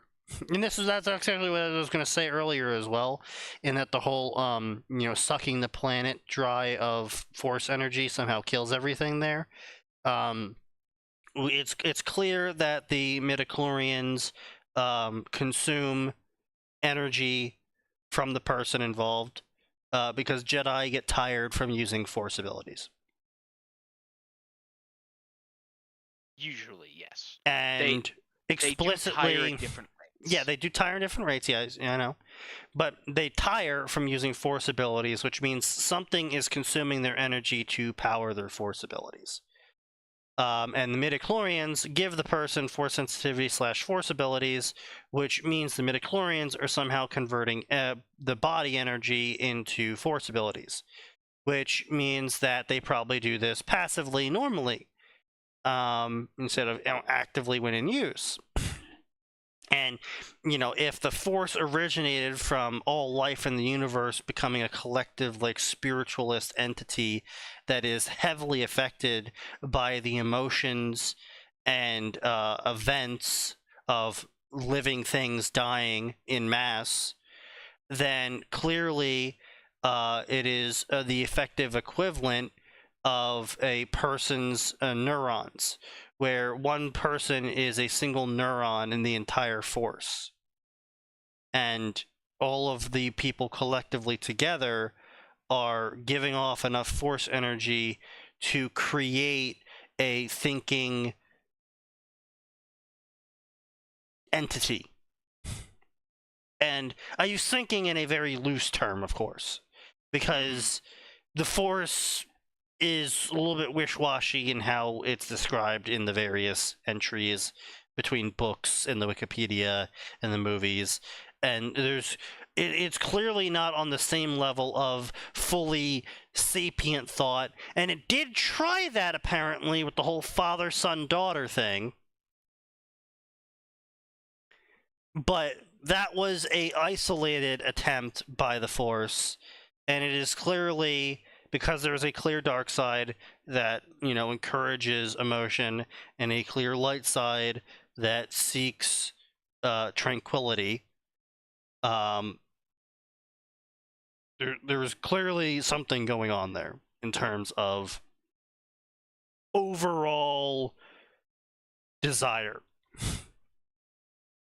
Not a plan, but desire. Yeah. And so could Revan end up in another place like Earth and still do things? Yes, I think he would be greatly depowered, though, because you gotta keep in mind that Jedi typically channel the Force, and Sith channel the Force of others. Which makes them evil, because they use the life force of other people to do the stuff that Jedi could never do, because they won't sacrifice other people to do it. And if sacrificing life force of people to do things didn't work, then the Sith wouldn't exist. So therefore, I'm right. I mean, not all of it is inherently does that. Like, no, but Sith alchemy and Sith, the fucking whole thing Pelagius was setting up with his fucking, like, dark posts or whatever the fuck they were, dark obelisks, whatever the fuck that was. oh yeah, no. Like, there's clearly shit going on there that is implying that the Sith can draw, and I mean, of course, Nihilus, that it implies that the Sith can use other people as batteries to power actions that they perform and guide with the Force. Which means that Revan would be a lot weaker. Would he be really fucking good with the blade still? Yes. Would he have precognition? Probably not, because again, you gotta keep in mind, precognition comes from the fact that everything has Force midichlorians in them, or alternatively, are a energy source that can be detected by the Force, that can be deciphered by the Force.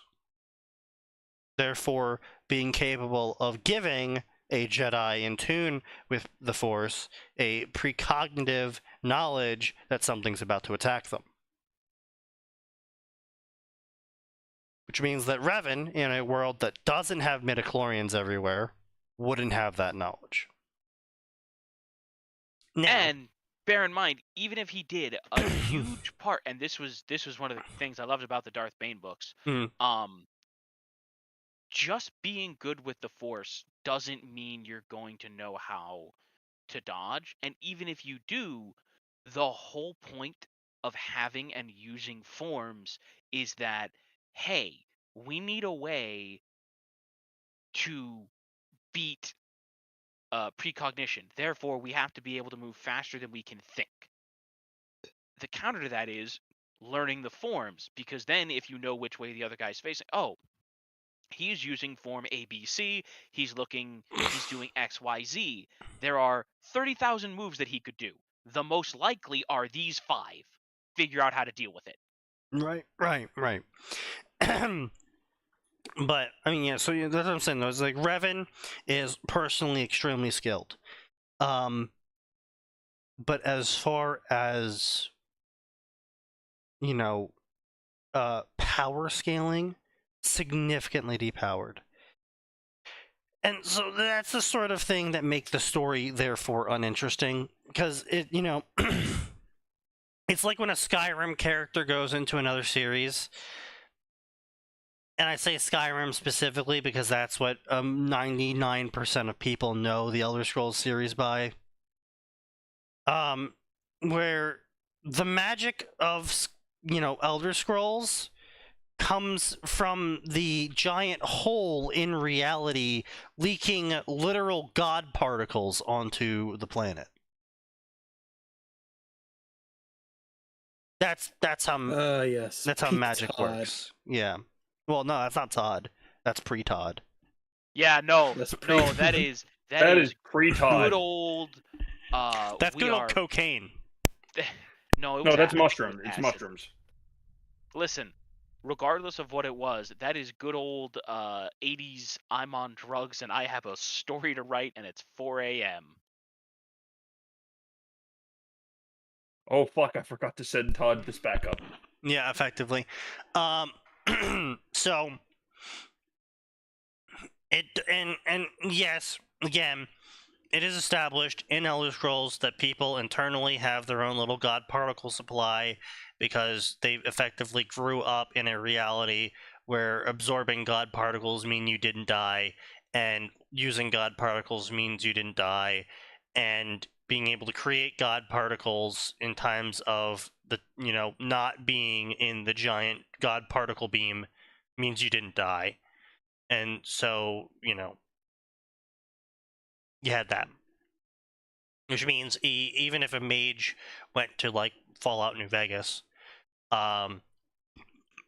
they would still be able to cast magic at a severely emaciated rate.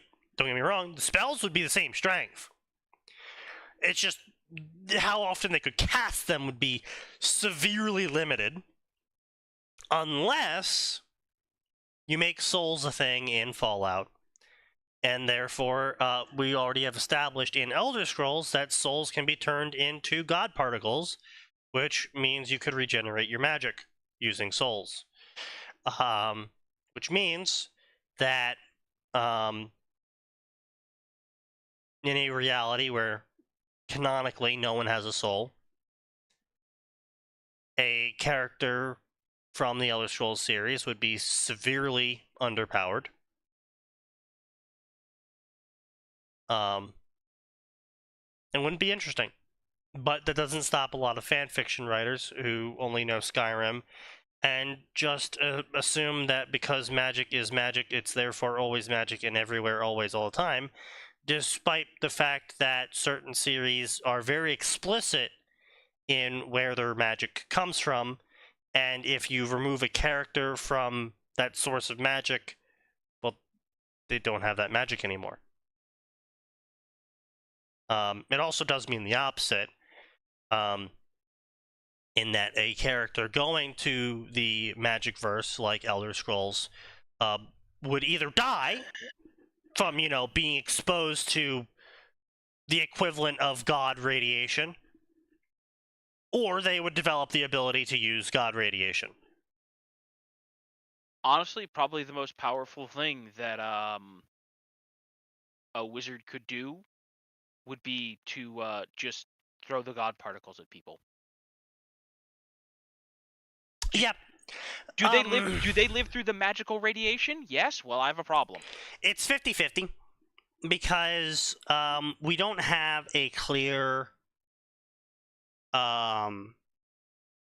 canon understanding of how long it would take for someone to die from god particle exposure.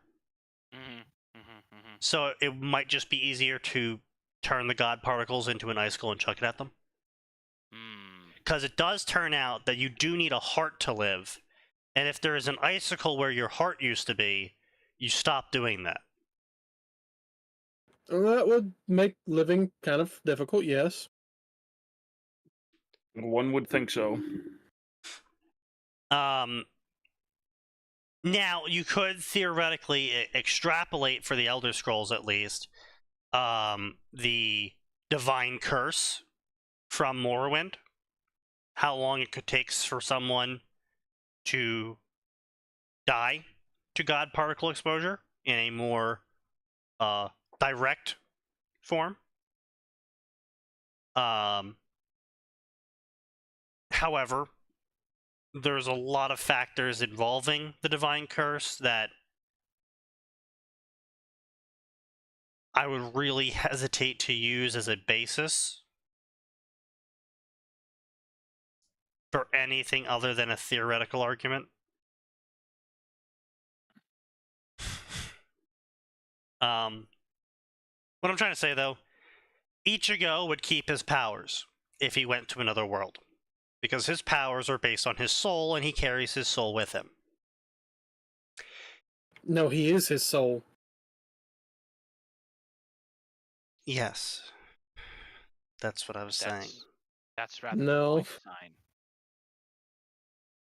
On the flip side, this is actually for 40k, a 40k or just old world, a caster of the psychic or magic variety from Warhammer going to another world would effectively be nothing besides a normal person. They'd be amazed that they can cast Yeah. Fireball without having to give their soul. No, they No, wouldn't. They wouldn't. They wouldn't be No, casting Fireball anything. those. I see How what you mean. I see how what you freeing would that be for a psyker? It Like, really suddenly depends. there's no So voices. it really depends because a fucking lot of the stronger soul. psychers literally only exist because they're using the immaterium to support their physical existence. Well, also you got to remember,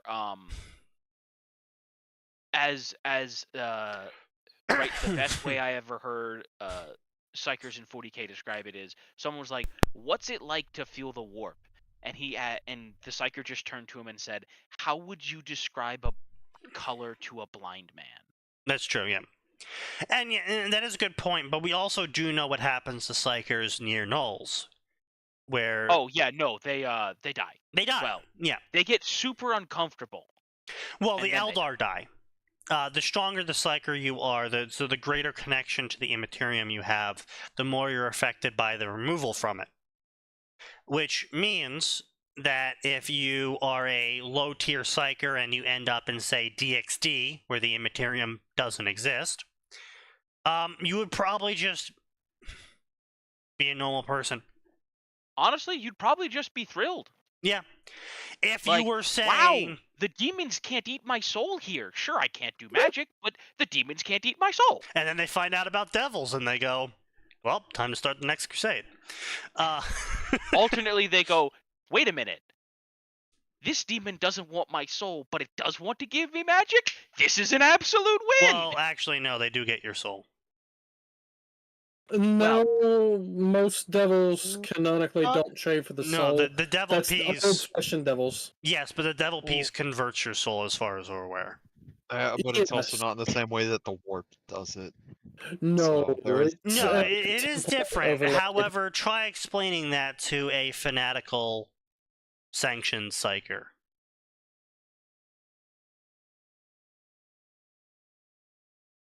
Trick I mean, what if question, you know. what if it was just an unsanctioned? The unsanctioned psychers are more like voodoo doctors, and they might end up just totally taking the deal because that's totally cool, awesome, bro. Yeah. Unsanctioned psychers are wild. Unsanctioned psychers are fun. Unsanctioned psychers are idiots. Yes. I quite literally do not understand why anyone would go about being an unsanctioned psyker, because the deal is either now, obviously, if you're a super weak one, sure, I get running from the black ships, but that's because you don't want to be turned into a snack. But otherwise, you go to the big shiny glowy golden man. Best case scenario, he gives you a power up and you're safe from the horrible Now, world. occasionally, you also do lose a bit of power. No. No? Nope. Okay. Because when you become a sanctioned psyker, the Emperor shoves a tiny sliver of himself. Right, yeah, and you either burn up, burn out, or you become better. Yeah, right. Yeah, you either. It's like if you gave a power stone to a Pokemon, except there was a 50-50 chance it would either make them better or kill them immediately. Yes. Well, it could also burn their eyes out and they become an Astronomicon. No, that's a very specific process to make astropaths. No, okay. Like they know which psychers to grab, which will become astropaths. But again, either way. But point being though is that an Eldar showing up in DXD would die because part of their physiology requires the immaterium to exist. Because remember, they were made by the actual literal galaxy controlling or universe controlling lizard people. Yes. What? Oh yeah. Don't worry about it. Oh yeah. It was to much. fight the angry. It was to fight the angry beings that eat stars. Look, they were very annoying. By the way, the space Egyptians originally agreed to work with them to keep from dying from super cancer, and they got turned into metal people, realized they'd been had, and turned the things that ate pulsars, they cut them up into tiny little bits and put them in vaults. And now they're Pokemon. Doing this on purpose. Oh yes. I'm doing this on purpose, but you know what, Sign? None of What? what I've said is wrong or in any way inaccurate. It's true. That's what I was It is worried true. about. My favorite part about the whole psych, fuck you, actually, plan of the Necrons is the fact that it worked. Because, you know, the whole, we're going to put you in metal bodies and eat your soul thing, and then make you puppets, and then the puppets all said, actually, if it's not a 0% chance, it might as well be a 100% chance. Psych, bitch, you're a hole now. And it worked. And then they put them in giant Pokemon pyramids. And then used them as weapons. You know, if they're just laying around, might as well get some use out of them. Honestly, And by the way, I think the psych fits the Sign, best. just to make things worse for you, imagine if the legendary Pokemon were called things like the Void Dragon, the Deceiver, Death. Oh, can't forget the Flayer of Flesh. Yes, that one too. And your response to meeting this was, I'm going to chop it into tiny little pieces and put it in a really big Pokeball and then point it at my enemies. And it turns out the Flayer of Flesh didn't appreciate getting psyched on, so he reverse psyched them and said, psych bitch, actually, you have your own dimension now, and you're all psychopaths who want to feel your bodies again. And so you're going to have an uncontrollable urge to flay people alive and wear their skin. Oh yeah, Mind Get Flayer punked. The Mind Flayer virus is fun. Get punked. Yeah. Sorry, point B though. To bring it all back Wasn't in. aware it was that bad. Oh yeah, it's great stuff. Yeah, no. The best part about the entire thing is that because the flesh flayers live in a separate dimension, the Necrons, the perfectly normal Necrons, doing their normal Necron things will be like, oh hey, a battle is now occurring. Form the battle lines. We shall purge this lowly scum before us. And then a portal opens up, and they go, oh no. Oh, It's good. them. And then the flesh flayers pour out and just start ripping people apart. Not them, of course, because they're fellow Necrons, but ripping the people apart, and the other Necrons are like, oh god fucking damn it.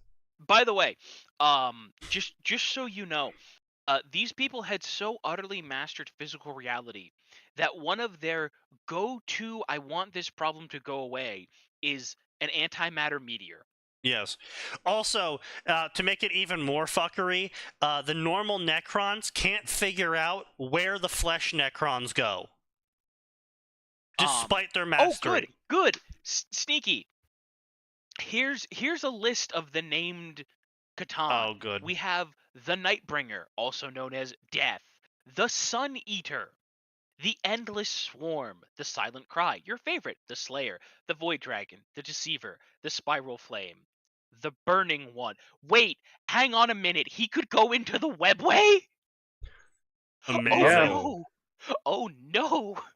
Oh, the I've learned Arisen, enough about that to know the that's Walking bad. Light.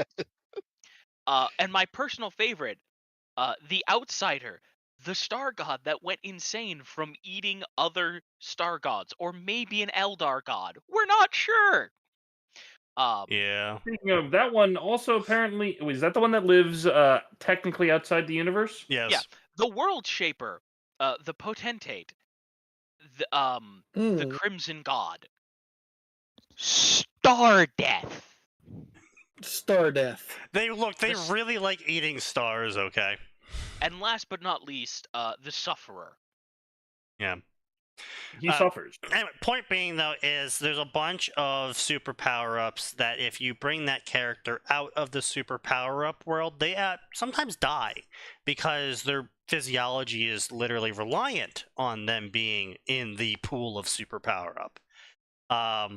And, you know, this doesn't apply just to Eldar. I mean, fucking even like an Emperor Saint would also probably die instantly leaving the 40k verse. Oh no, there's no question. A living saint would absolutely disappear completely because they're not people anymore. They're demons. Time's arrow. All Citan can mutate the flow of causality to remove their foe from space and time. Yeah, that's like I said, that's the best part of the Necrons turning around and going, "Psych, bitch, you're a Pokemon now." Is the Citans can be like, "I delete you from ever existing," and some fucking Rattata just was like, "Actually, psych." Hippity hoppity, your soul is now my property. Oh. It's the You know, that funniest didn't stuff. even click when I got to a certain part of a certain Warhammer game. Yeah. Because they explained the whole, like, betrayal thing. It's Yeah. like, these motherfuckers can literally rewrite reality just when And- they're, like, feeling kind of emotional. Yeah. How did they do this? Psych. The frogs are the fucking impossibly there is no way to gauge their power level on like an actual 40k scale. Yeah. If you've seen Zeely sequence, if you've seen anything like that, that's what that is. That's the power of the frogs. It is. Let me put it this way: the frogs realized they were losing the war for control of the galaxy. Their They peaced out. response was, "I need to use magic. I need to be able to use magic easier.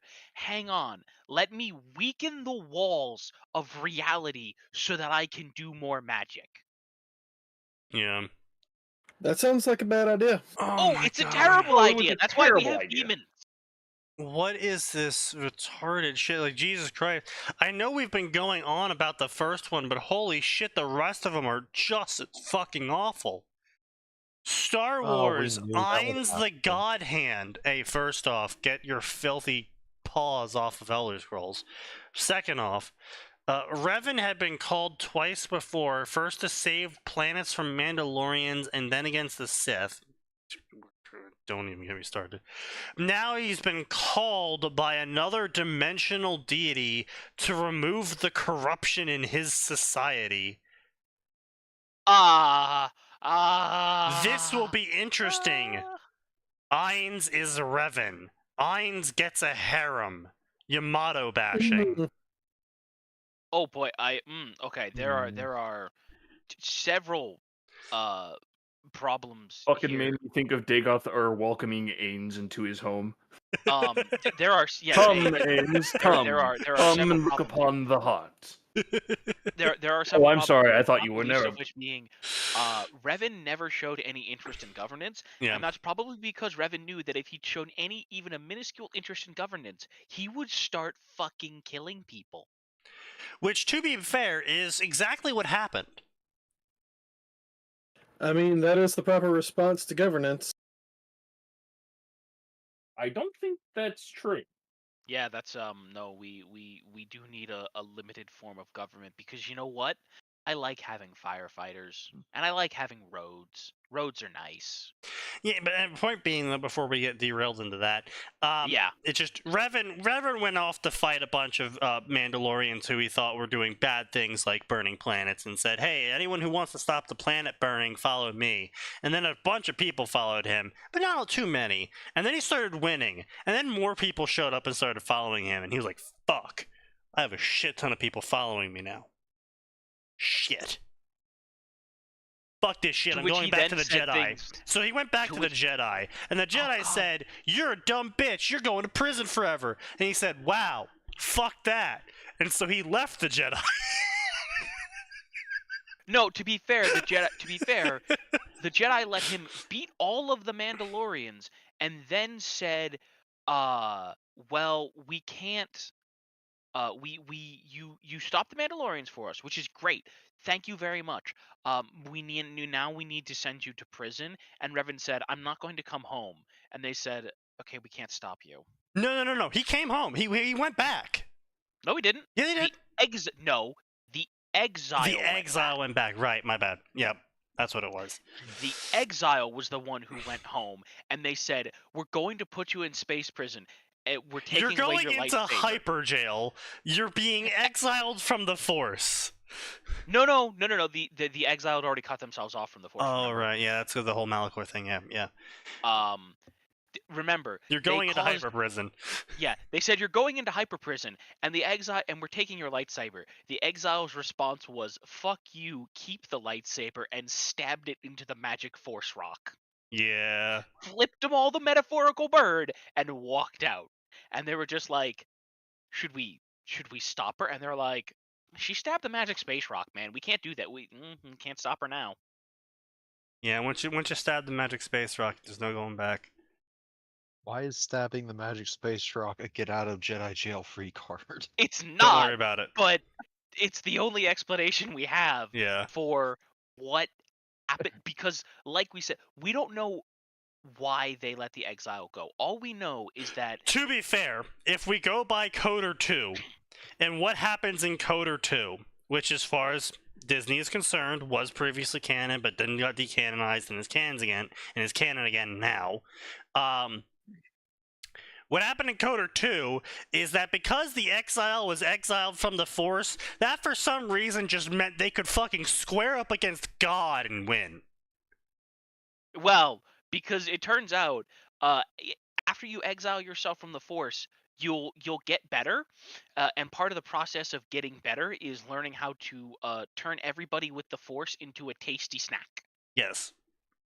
And so, like, literally, And one of the since God first has the people they Force, fight, what is God but a big ribeye? one of the first people they fight is literally a Sith who, the more you hurt them, the less they die. No, remember, Oh. man too angry to die. Yes, but that's what I'm saying. There's the more you hurt him, he took power from the pain, which caused him to die less. Yeah. I do also genuinely love the fact that the only way to beat him is talk no jutsu. Yes, you literally have to talk him down. It's great. I love it. Because he's too angry to die. So all you can do is convince him that it's time to stop being so butt mad. It was just a Reddit comment.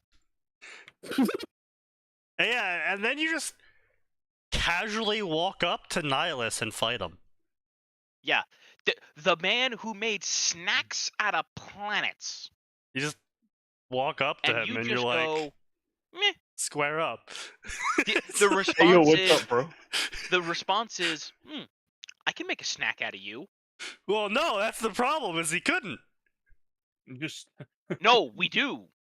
No, start I'm doing saying the, Nihilus couldn't Oh, yeah. make a snack. No, that's what I'm saying. Our response to Nihilus being like, I eat planets is, I I'll eat make a you. snack out of your ass.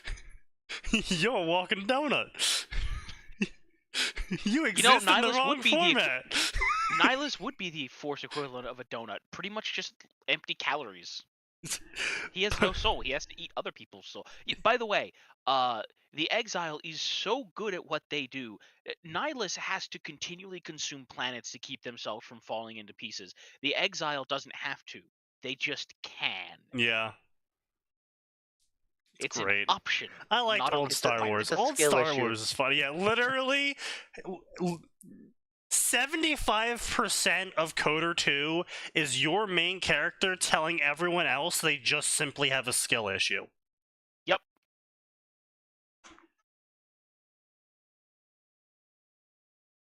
And it's great. I love it. But yeah, this Revan story is also hilarious. It's just like... I've beaten the Mandalorians. Alright, come back so you can be arrested. No? Nah. No? Understandable. Goodbye? Question mark? No? Shit, wait, now I'm leading people. Fuck. Okay, I'm fucking off. Fucks Well, off. no. Don't forget. He kicked Mandalore in the teeth, and Mandalore said, "That fucking Sith lied to me." And Revan said, "The who now, the what now?" Oh, yeah, that's right. Yeah, Revan was like, all right, fuck this shit. I'm gonna go find the super Sith that are actually gonna kill us all. And so he went off, and Malik was ruling in his name, and then he came Malik back. came with him. Remember, no, it was just him. Right, it was just him and Malik for a while. It was him and Malik that went, because Revan heard there was a super Sith, and Revan's response was, "Wow, that sounds dangerous. I guess I'll take my right hand." Yeah, and so yeah, there was a point where they split up because Revan started doing his own thing, and Malik was trying to Malik went fucking insane and tried to recreate the Sith Empire. No, remember that happened after they went to the Starforge planet, Yeah. challenged the Sith. No, it was after because remember they found the Starforge. Right. They beat the Mandalorian. Right. They beat the Mandalorians. Found out there was a Sith Empire. Found all the map pieces. Went to Rakata. Found the Starforge. Revan told Malik, make sure they're ready to fight an entire Sith Empire in case I fail. And then he went crazy. Revan went to go fight the Sith Empire.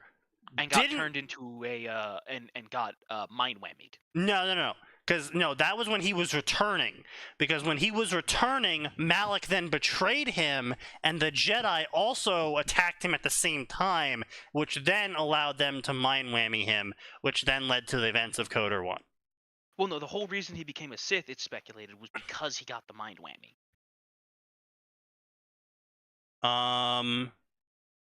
That was the old canon. I don't know if they did they change. No, that in KOTOR 1, he was a Sith before the mind whammy. He literally had his Sith barge, and he was fired on by Malik, who was in a different Sith barge. No. Right, I know that, but that's what I'm saying. He went to fight the Emperor. Oh, right. He went to fight the Sith, got mind whammied into the Sith, but Malik, completely independently, also went fuck off insane. Yes. And then Revan returned. Revan returned. Malik betrayed him. The Jedi launched a strike team. Malik was like, "Great, 2 birds, 1 stone." Blew up Revan's bridge. Except he didn't quite. They took this opportunity to mind whammy Revan a second time. Right. And then because it worked so well the first time. Well, they didn't. They weren't the ones who did it. And in fairness, it worked pretty well. He was told to become a Sith Lord, and he nearly took over the galaxy. So, pretty successful. Yeah, but honestly, both times he got mind whammied, he ended up continuing to be successful regardless. Because it just turns out that Revan, regardless of who or what he thinks he is just really fucking competent.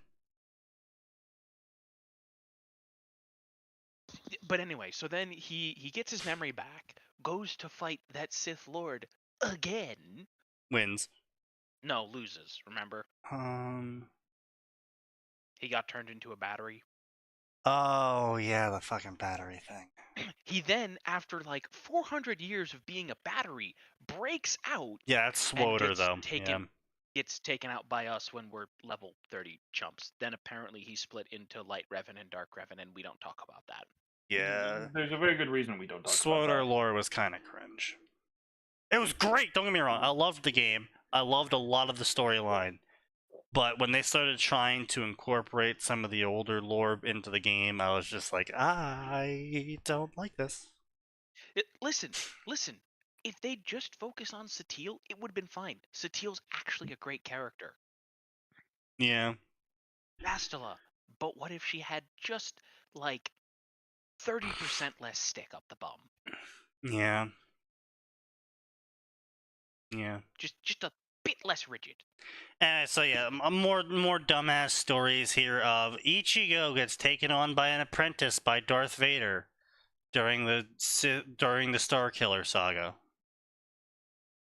Those words are cursed. Absolutely fucking cursed. Yeah, 2 chapters, 6,000 words. You know why it's 6,000 words? Because the author fucking realized that after they got their totally cool, awesome idea out of their head, that there was nowhere to go with it, and there was nothing that could be done with it. Yeah, that sounds about right. Star Wars, The Old Republic, The Jedi, and The Trooper. Yeah, back in this awful fucking era, I will say SWOTR was the worst thing to happen to Star Wars fanfiction. Yeah, probably. I can believe that. Because everyone tried telling their MMO story with their MMO character. Yeah. And Here's the thing: they all wanted to be the guy in the cutscene. yeah, They're not. It gave us some great cutscenes, though. Some great cutscenes. Dude, some of the trailer cutscenes were amazing. Yeah, they really were. No, pretty much all of them are. They all were, but by far the best fucking dialogue came from the bounty hunter and the Sith Inquisitor. I'm freeing you. Yes, Really? Inquisitor You're was letting me great. go? Yes. Why? You're asking too many questions. I'm killing you now. Listen, don't forget my personal favorite as the Sith Inquisitor. You always have dialogue option number 4. Sith Lightning. Yeah. My favorite as the Oh, bounty sorry, hunter thanks. is for the bounty hunter. They added a special dialogue option for every single quest. That even the quests that other people that weren't bounty hunters could get is that you, as a bounty hunter, had a special dialogue option where you asked for more money. Yes. Every time. Every time. Every mission. It was great. It didn't matter if there was any dialogue you ever had with an NPC. You could save an NPC. You get a quest to save someone. You save the NPC, and then you're saving me, and you have a dialogue option of if you pay me more. Oh. It's great too because they kept that dialogue option for the raids. You are standing before the big Sith High Council. We need you to remove this threat to the Sith Empire. That costs extra. That sounds dangerous. That costs What more. the fuck do you mean it costs extra? I remember Did I one specific stutter? quest. There was one specific quest where they wanted to use me as a neutral party to negotiate between 2 or 3 other parties, and you could extort all 3 parties in that quest to have more money from each of them for siding with them. But you could do it to all 3 of them, and in the end, you could just be like, "Well, actually, blank paid me the most, so I'm going with them." And then everyone else is like, "But we already paid you." And you're like, "But yeah, but he offered to pay me a second time." See, what you did was you offered me 5,000 credits. He offered me 20,000 credits. And there was even dialogue to escalate it. If you extorted the first person, you could go to the second person and say, "I extorted this much from the first person. Pay me more and I'll choose you instead." I just more love I hear how about some of unashamed that SWOTR's sounds. writing the bombs, why was this not a single player experience? Oh, everybody Where it asks could have been that. polished, it could have been It was polished great. way more. Here's the thing. It was great. Here's the thing. The single player storylines are Yeah, they were great. unironically, Yeah. they are fantastically done, and at least the original story, I haven't done all the current quest lines. Yeah. I haven't touched that game in years. You- But I can yeah. say that all the original storylines up to level 60 are great. Light Yeah. side, dark side, doesn't matter. They're all great. Yeah, 100% agree. Yeah. Smuggler's great, Trooper's great. Smuggler I was will say also fun. It wasn't as good as Bounty Hunter, but Smuggler was also pretty fun. I was gonna say some of the standouts are on the Republic side. Just if you want that good old I'm a Jedi and I'm awesome power fantasy, Jedi Warrior all the way. I'm a Hero is Trooper. Yeah, I'm a Hero as Trooper. The other one was too goody. If you want to be ha ha ha ha ha ha ha ha ha, I'm making money, you play Bounty Hunter. If you want No, Bounty to... Hunter was the Sith side. Smuggler was the equivalent. Oh yeah, for yeah. I'm sorry. Republic. Yeah. Switching to the Sith side. If you want to essentially play a video game that's a James Bond book, go play Operative.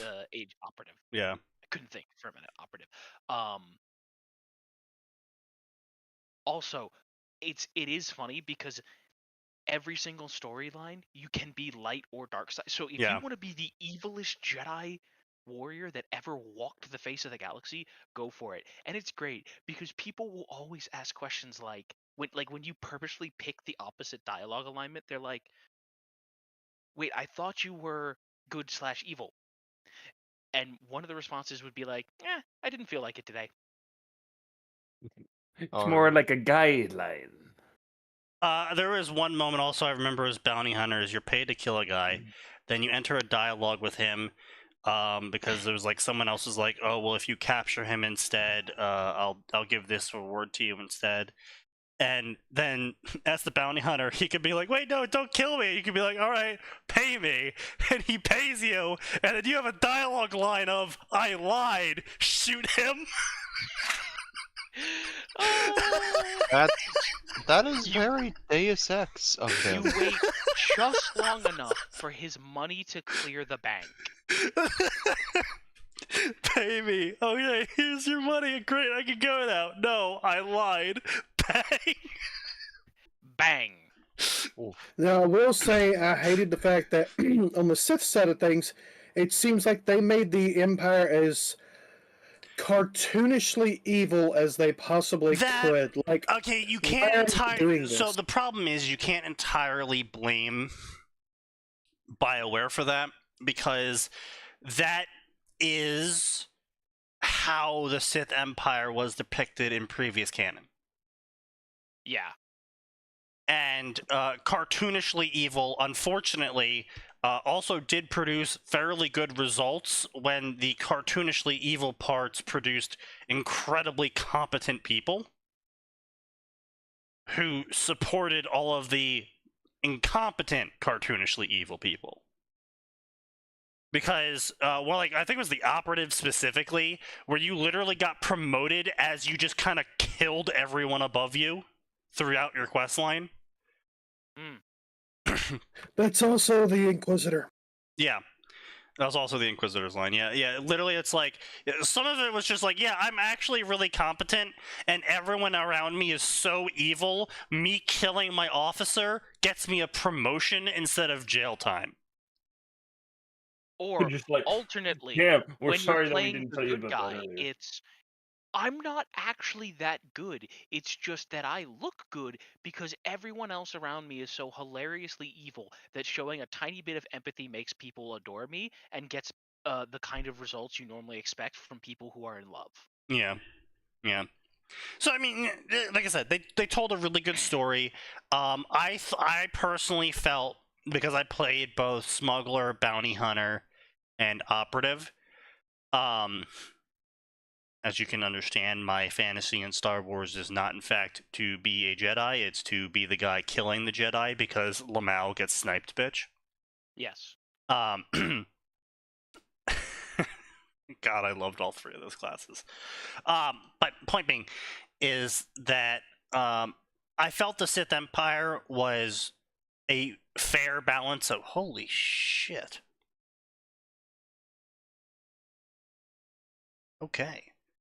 A fair balance of evil enough, but also there was enough shows of competence from everyone else that I was like, I never felt like everyone was always cartoonishly evil 100% of the time. Like, you could have moments where this person is just like a major brat, they only got promoted because of nepotism, and then you have a chance to like fucking shoot them, and then everyone else's response is, oh, thank God you fucking killed them, fucking finally, yeah, we'll cover up the body, don't worry about it, we all hated him. It's like, oh. Okay. That's fair. Oh, so he was an asshole. Yeah. So yeah, there was a lot of that going on, and I was like, okay, like, this is a satisfactory level of mix of evil and competence, and I can see how we've gotten this far in terms of plot narrative.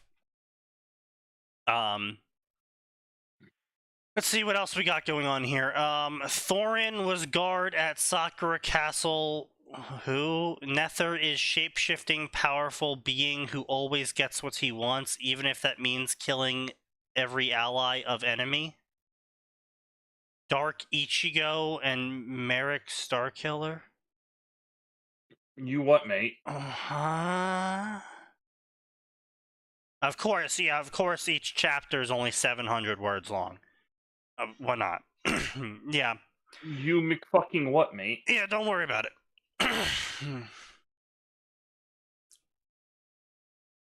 But yeah, I mean, this whole section is just a lot of dog shit stories about, oh, I'm a hollow, and, all I cared about was eating and protecting Ichigo. But in a universe far, far away, what should he protect now? It's like, wait, huh? What did he mean by this? Hello, person. You are, banned. Max, ban this man. What up? Oh, one of these, huh? Is it a bot? Yeah. Mods, ban this man. Jedi.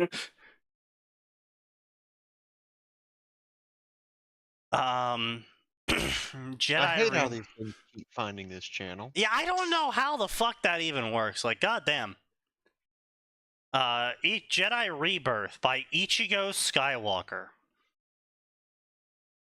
That is extremely cursed. I want you to suffer inflamed pelvis, author. I cast Satsu no Hado. Die 1,000 deaths. Wow, yeah, they can't rate for shit, goddamn. But yeah, Jedi Rebirth. Ichigo always beats impossible. Wait, sorry. Ichigo's always beat impossible odds. Alright. What happens when a 1 in million fluke leaves him without Zanpakuto? Okay, well, first off, we've estimated about 3 trillion plus people have died since the dawn of humanity. How is that relevant again? Well, if it's a 1 in a million fluke that leaves you without a Zanpakuto, that's like 30,000 people. Hmm. You know, you gotta be careful with your wording, you know?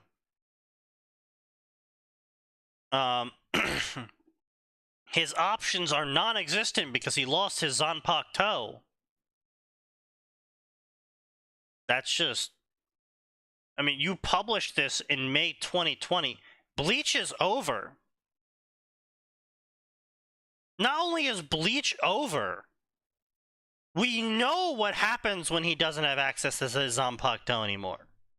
He still has powers.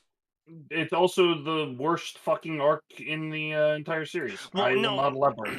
yes, but that's him losing his powers. That's not him losing his Zanpakuto. That's a major difference there. Without his Zanpakuto, he doesn't have his power-up. Well, one of his power-ups. Let's be clear here. He can still turn into a fucking hollow. Okay, Yeah. but he would just make a new one. You can't. Why? Okay, so the long short of it. I mean, isn't it literally the expression of the soul? Yes, but no. Yes, but it's like you remember those Jello molds back in the day? Yeah. Yeah, so effectively, Jello molds is the equivalent of the Ascucci or whatever the fuck it was called. Asuachi, I think is how it was Sure. pronounced. So basically, it's a blank sword that your soul then fills in with the expression of your soul, which turns into your Zanpakuto. Ichigo, on the other hand, never actually got an Asuachi, and so therefore never actually had a Zanpakuto. He was just so strong, and because he was also part Quincy, he was able to use his spiritual power to manifest a Zanpakuto simply because he believed that all Soul Reapers had Zanpakuto. So he was like, boom, Zanpakuto, appear before me, and it did. Right, the big fucking cleaver he had at first. Yeah. Yep.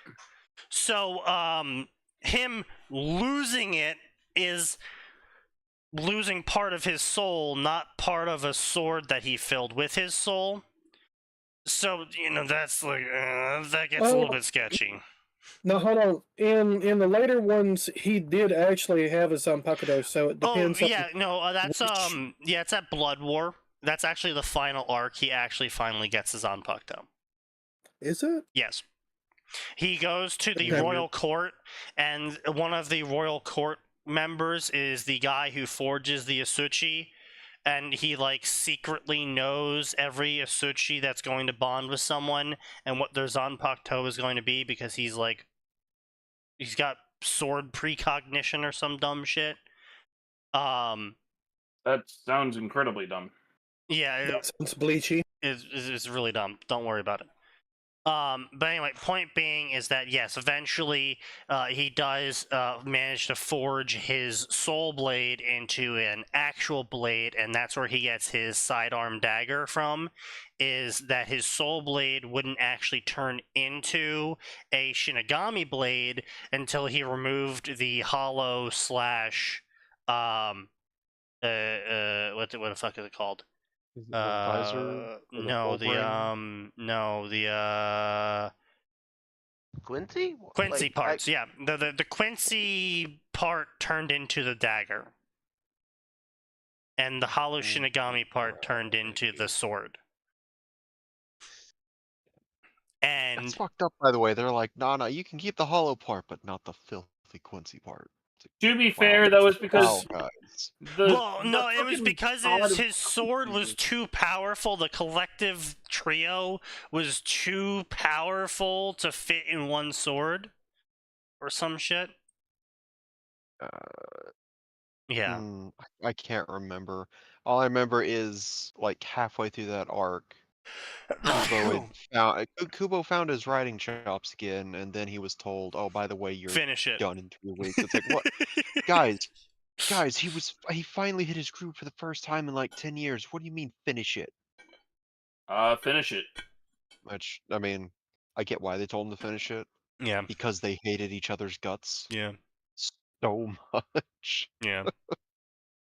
And saying that they hated each other's guts was an understatement. They wanted each other's guts to be hung from the trees, and then... So anyway, this story gets dumber.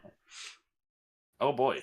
With his options non-existent, if we're just going to ignore the Quincy, Fullbringer, and hollow parts of himself, all seems lost until Ichigo learns to use his Ryatsu like a Jedi.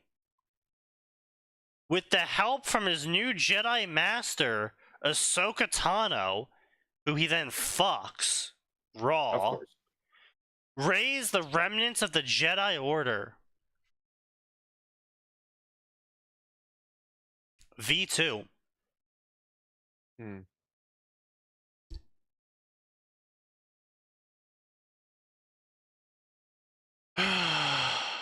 And of course, Orihime also becomes a Jedi, even though she's literally God.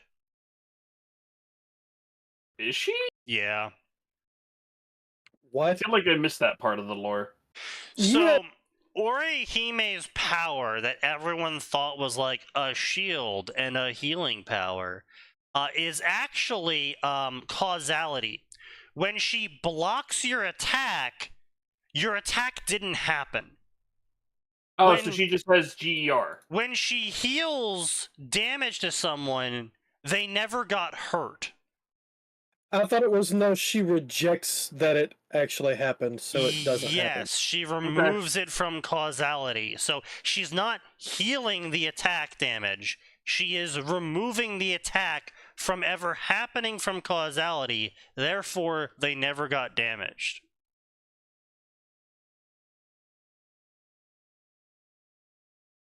Yeah. And then she fucks Ichigo, and the kid they produce is so fuck off strong that he is not only stronger than Ichigo and Orihime combined, but he is so strong that the Eldritch, for some reason, start trying to invade, and he, as a 5-year-old, manages to prevent them from doing so by looking at the hole they were breaching into reality and pinching it shut. Just the no. Oh yeah, what happened with that like weird butterfly arc that was apparently started, or was that just like never gonna be ever a thing? You mean that filler?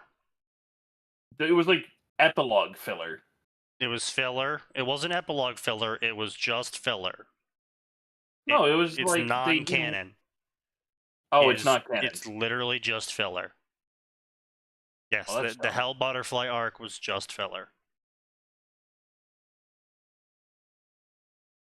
Oh, that sucks. Star Wars: The Force bleached.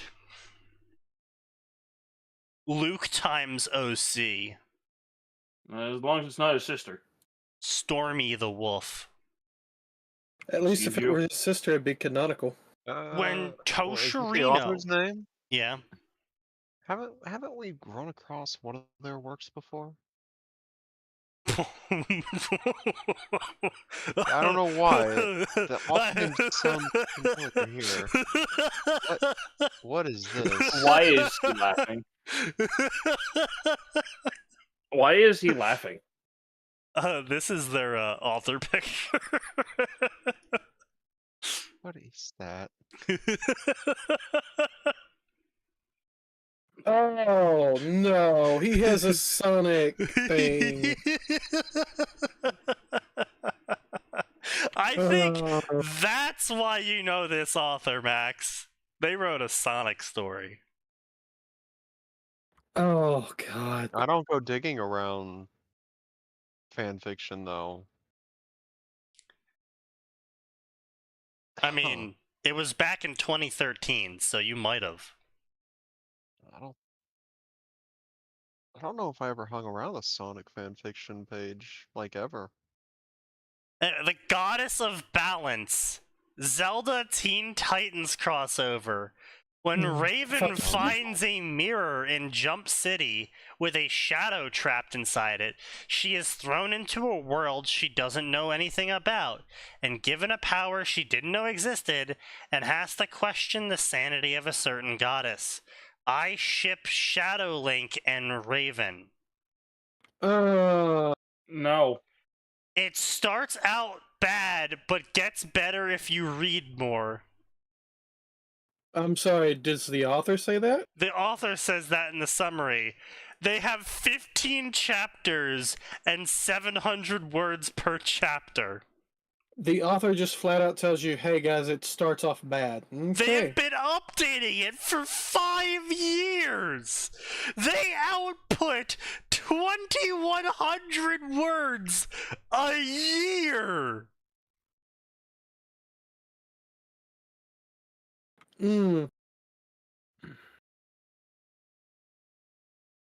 Bruh.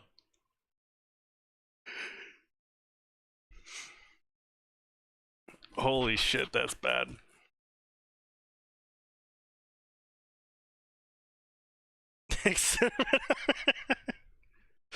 Yeah. Yeah. I cast Exterminatus. Demonic purpose. A kid from our world ends up in Teen Titans world. Realizing he's been thrust into the last episode of Teen Titans upon meeting them, he panics and lies about who he is. His facade is soon discovered by the Dark Titan, and he finds they have much more in common than he thought. But what if the show's world was bigger than he thought? You mean the show taking place in the DC universe canonically?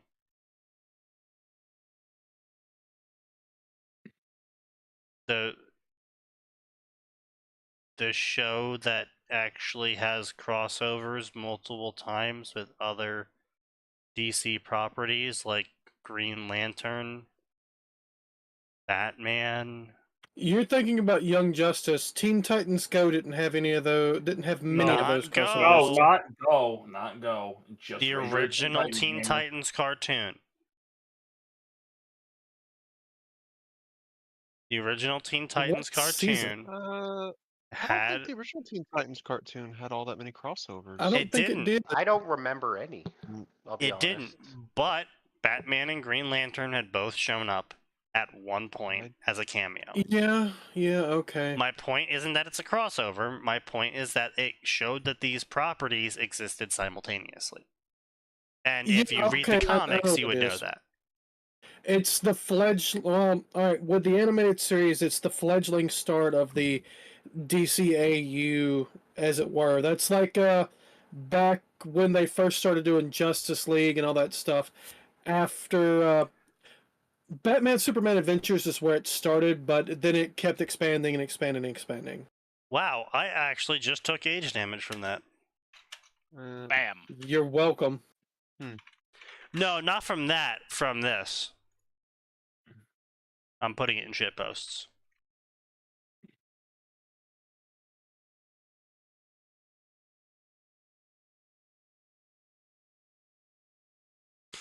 Oh yeah, I guess that was a thing. That was a thing.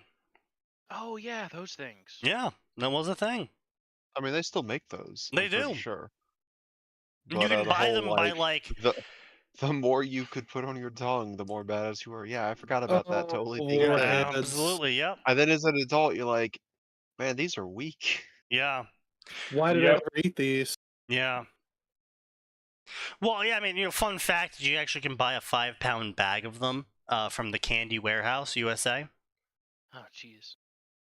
I It's better. personally, I don't buy candy from the Candy Warehouse, USA, because all of the candy is made with corn syrup, and I'm trying to reduce the amount of corn syrup that I'm consuming in my life.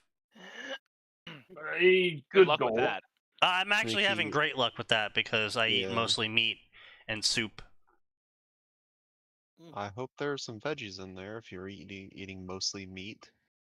Corn. Not syrup, corn, just corn. Potatoes, carrots, onions, garlic. I'm Okay. sure it'll be fine. What more veggies do I need? Carrots, potatoes, corn, garlic, Something green. onions. An onion. The only I don't know. thing that is Mostly green that goes in my mouth is a fucking candy. There is nothing green on this earth that will ever enter my mouth that is not a candy. What's You wrong got with broccoli? peppers. Sneaky. Disgusting. Deserves Okay. to be on the ground. Sneaky. It came from the dirt. It deserves to go back to the dirt. The carrots came from the dirt as well. Sneaky. Yes, but carrots So are did tasty. the corn. So did the corn. Sneaky. Corn is also Sneaky. tasty. Sneaky. Also, Old I family honor my recipe of ancestors by mine. eating corn. Old family recipe of mine.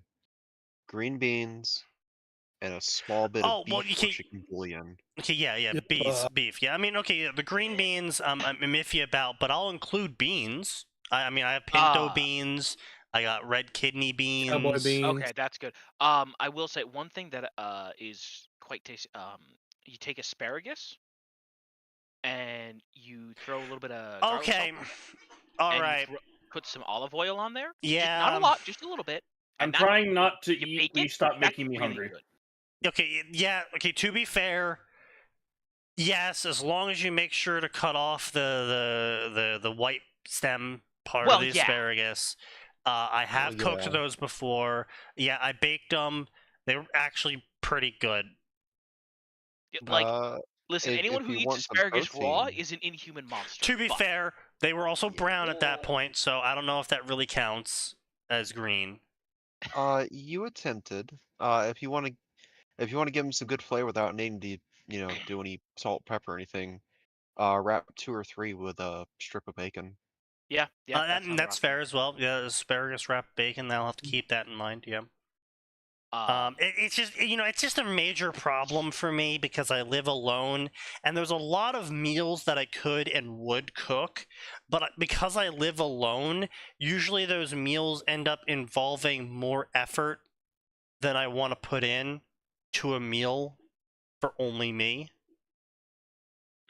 Well, I was gonna say that's the nice thing, because you can buy the amount of asparagus that Sneaky wants to eat, and you just right.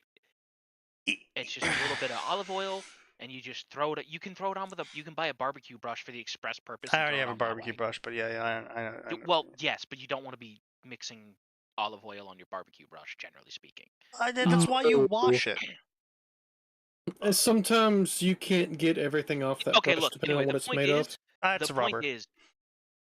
point is that Silicone, it my takes bad. very little prep, and more importantly, Yeah, thanks I to know. the way asparagus works, right? You don't have to have leftover. You can have exactly the amount of asparagus prepared that you are willing to consume. Specific. But that's what I'm talking about. Like that is specifically just olive oil, salt, peppered asparagus, which obviously I can choose how much asparagus I want to cook at one point.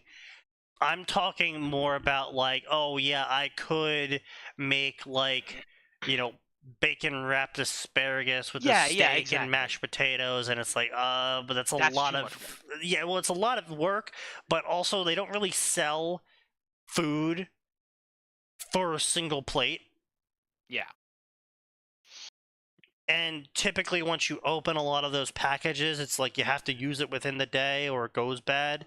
Yeah. No, absolutely. Sneaky, you cook a large meal, then you put it in Tupperware or plastic bags, But and here's you the put that problem. in the If you get freezer sick Oh of yeah, and that then how do I meal, heat it up? then it's gonna go to waste. Like, with a toaster, with an oven. With... no, I said it's gonna go to waste. Like, that's the problem. Even if you get around reheating it, which yes, toasters, ovens, toaster oven, microwave. I mean, I don't have those. I don't have a microwave, and I've had mixed Okay. results with toasters and ovens reheating foods. Like some foods, it reheats great, but even on the lowest amount of heat, it usually ends up burning the outside of the food and not warming up the inside of the food by the time the burning of the outside happens. Okay, so as a perpetual bachelor myself, I can answer you the whole "what do I do if I get tired of it" thing. You spend 3 days a week doing your meal prep. You cook Oh, 2 that sounds meals like a lot one of day, effort. 2 meals another day, 2 meals the other day, right? Alternatively, I could just get 6 meals soup last you 2 weeks. and burgers. Or it'll last you 2 weeks if you do it And right. chicken. And you've got 6 different meals. You can have one day, one the other. You got all that shit you could do. Keep it frozen and reheat it. I should make my own Just bread. buy it. You make your own bread? I should make my own bread. I feel like I should make my own bread. It's a lot of work. Yeah, I know it's a you lot don't of wanna work. talk about work. I know it's a lot of fucking work. I just that's the other problem is I don't actually have a kitchen counter. The only kitchen counter I have is occupied by my dish rack.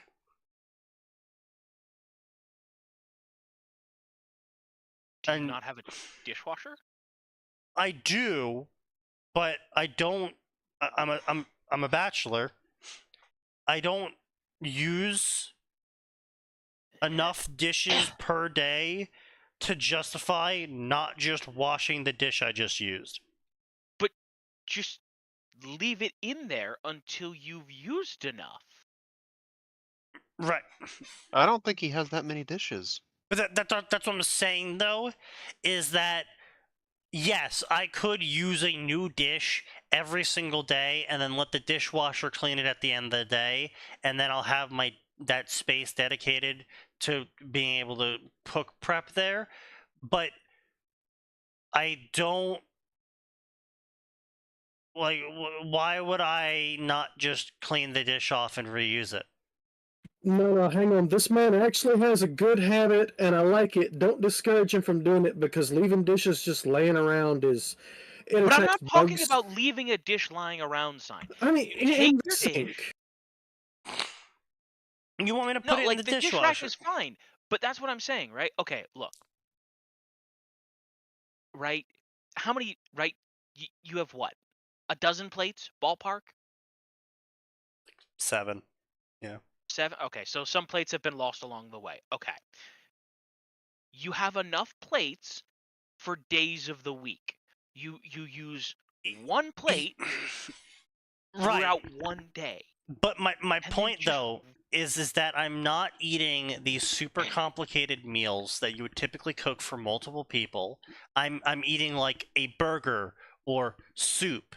And so I finish my soup and I take it over to the sink and I pour some water on the bowl and now the bowl's clean and I don't need to wash it. Yeah, that's good and that's fair. Yeah. And but so then it's you like can get a smaller drying rack. That, like, I'm just saying, man. I have a drying Right. rack, and the drying rack is preventing me from meal prepping.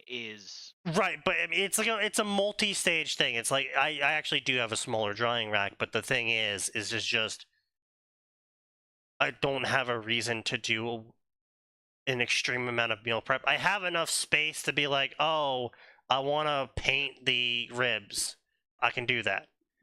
Oh, I want to, get all the ingredients out for the big burger I'm gonna make, where I put the onions and the garlics and the bacon and the cheese and all of the good fixins on the burger, and then I have a good day.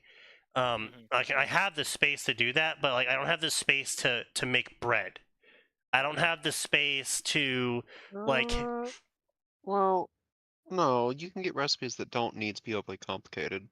No, Self-rising flour is astounding. You can always just do a flatbread, which is literally just water right, my point and is more flour. I don't have places to put things. I'm either not actively cooking. Like I can put I have enough space to put ingredients down next to the stove, but not to like cook next to the stove. That sounds like you need to do some space rearranging or buy some No, things. it's to quite save some literally space. how the kitchen's lined up. Oh, Uh, some kitchens are kind of fucky. Yeah, I was gonna say. That's Speaking as There's someone real who has to deal with that shit where it's regulated and it's like, oh, this kitchen has to be like X size, and it's like, okay, where do I put this? Oh, you don't. What do you Yeah. mean you don't? To give you an idea, my kitchen is about 1.5 times the size of a spinner bedroom apartment. Why? Yeah. So I have to work with what space I have. Because it's a cheapo apartment that they expect to rip out every single time they get a new tenant, because they're used to crack whores and other such folks who do not typically take care of their living space. Well, What boy, kind of you must stove be have their you got? favorite. Yes. What kind of stove you guys? Is this old-fashioned Gas. gas stove? Yeah. Nice. So obviously it's not ideal, but you could always get a plank of wood, treat it with some varnish or lacquer, and use the stove top for the slightly more complex ingredient mixing, and then just once you've got your mixture, just set it beside your stove like you normally do, and Yeah. Okay. That I could do that. take it Yeah. off, take the top off. Make an artificial counter. Yeah. No artificial counter. Yeah, I didn't think about that. Yeah. Could do that. Yeah, that'll open you up to a few more things. Cutting And board. I can't wait for you to let us know in 2 months that you figured out a really easy way to make sourdough without using yeast. Oh. Beer. I'm looking forward to you Oh. Me. telling us about that. I Oh. think you can trick it with self-rising, but I think the yeast is what actually determines the taste of sourdough. It Needs yeast and self-rising, Oh, depending on the recipe. good. Good, it's a twofer depending on what recipe you Yeah, use. depending on Great. what recipe you use. That's fantastic. That's what dry yeast is for. Yeah. That's like I'm not gonna sit here and make a culture. I You don't want have. the yeast for that yeasty flavor, though, so yeah. And the Oh. smell. I mean, it's very simple. Do I want like super traditional bread, or do I want a good enough replica? That'll determine if you get actual yeast or dry yeast. And then at the end of the day, what it really comes down to is I could just pay $4 for some pretty quality bread. Yeah, you And could also do that. not cook it King's myself. Hawaiian, if you can get it. King's Hawaiian is dog shit garbage, and you're an idiot if you buy it because it's fucking filled with corn syrup. You take that back. It is delicious. I don't care if it's filled with corn syrup and it kills me tomorrow. Well, I don't care about killing me tomorrow. I just don't want fucking diabetes. This is understandable. That I'm is gonna fair. guess your family has a history. Oh no, not at all. Not even slightly. I just don't want to be the first one because, like, fuck, am I ever cutting my diet? I will never change my fucking diet. So I'm gonna die if I get diabetes. So I don't want to get respect your honesty. diabetes. You're taking that first syllable a little too literally there, Sneaky. He's gonna put the die in diabetes. I will, in fact, put the diabetes because, like, fuck, if I get Lyme disease, I'm gonna keep eating meat until I'm no longer allergic to it. Yeah, fair. We're gonna walk in on Sneaky. He's eating it, and he's just like crying because it's killing him. Help me! So I will, of course, do what I can without, needlessly making my life more difficult. Like, yes, okay, I bought some fucking potato buns from Costco, and yeah, they got some corn syrup in them, and yeah, They're potato buns. yeah, I know. They got You them. don't have to justify that. I know they're potato buns. They got the monosaturated fats or whatever the fuck that shit. A disaturated fat. But here's the thing, like even I don't eat just them saying- often. Even just going, I have reduced the amount of this stuff that I consume by 85%. Guess what? You're fine. Yeah, I mean, like, fucking hell. I even buy the monsters that don't that don't have that shit in them. I mean, you shouldn't be buying Monster in the first place. I have actually not had to buy a monster for, like, we're in January now, 2 months. So I'm pretty happy about that. There was just a Good. period That of means you time that I finally was overcome working. a chemical dependency. Oh, it was not a chemical dependency. I just needed them to not go and drive to the homes of my co-workers and kill them. Yes, that's part of the chemical dependency. It was a chemical restraint. Still a dependency. That's still a dependency, Sneaky. Not the same thing. Yes, no, I wasn't like, oh, I can't work without this. It was, nope, I need this or else I'm going to murder some people. Massive difference. I was fully capable of working without it. Just, some casualties might have occurred. Casualties might have occurred. Tempting Nothing is the way to casual put about 'em. that. Some professionalities might have occurred. There may have been some professional differences of opinion. But anyway, we've had our fun here. We discussed why Bleach and Star Wars don't mix. The 99 shades of why it sucks and why anyone writing it sucks. And, of course, why Sign is getting into an argument and then getting slapped around by people in his own thread post was hilarious. About one guy was like, I'm going to use your idea to write stories, and then realized it was Sign. No. He compared me to the other asshole who goes in and tells people they're doing it wrong when I explicitly said in this thing, there's no wrong way to do it. No, Yeah. he didn't say doing it wrong. He said you would go into their story and call it stupid, which, A, yes, you would. Oh, yeah, absolutely. But Sometimes. B, so would I absolutely 100% go into someone's story and call it stupid. In fact, I do it twice a week. The difference is, I wouldn't tell you to Technically, we do it stop. twice a week for money. Not a lot of money, but for money. Technically, yeah, speaking, yeah. But yeah, no, so it's like, he didn't realize Sign was Sign, so he tried to then back out of his declaration that he was going to use Sign's idea to write a story. Yeah, you do you, bro. because apparently he needed to justify himself in the thread instead of just not writing a story, which is what 99% of people who say they're going to write a story do. He also got super pissy because I told him the movie he liked sucked. Yeah. And he thought that meant that I thought he was stupid, and yeah. Which you did. No, I didn't. But not for that reason. Not until after he got angry about you calling his movie bad. He's a moron. I absolutely want to, but no, I never said those words. Someone should tell him that, but I never said those words. But anyway, so yeah, that was a lovely. Oh, it's only Tuesday.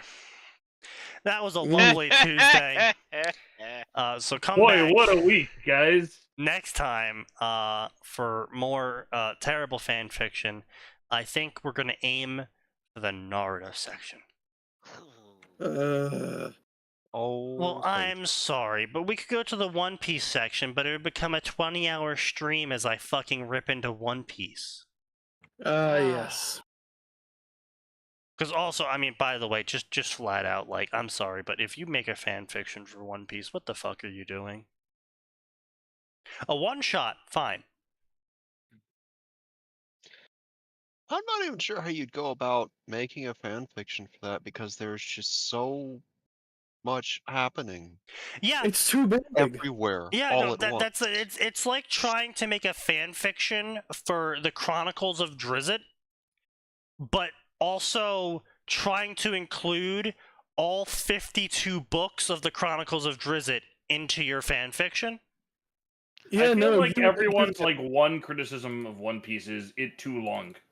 It Yeah, is you- very it- much it- honestly, too long. I think I enjoy One Piece. I think that's a valid criticism. I mean, yeah, it There's is an so- absolutely valid There's so criticism. much of it. There is so much, and then you're like, oh, I can skip this part, right? And it's just like, nope. Like, what do you mean? No, No, you can't. no, you can't.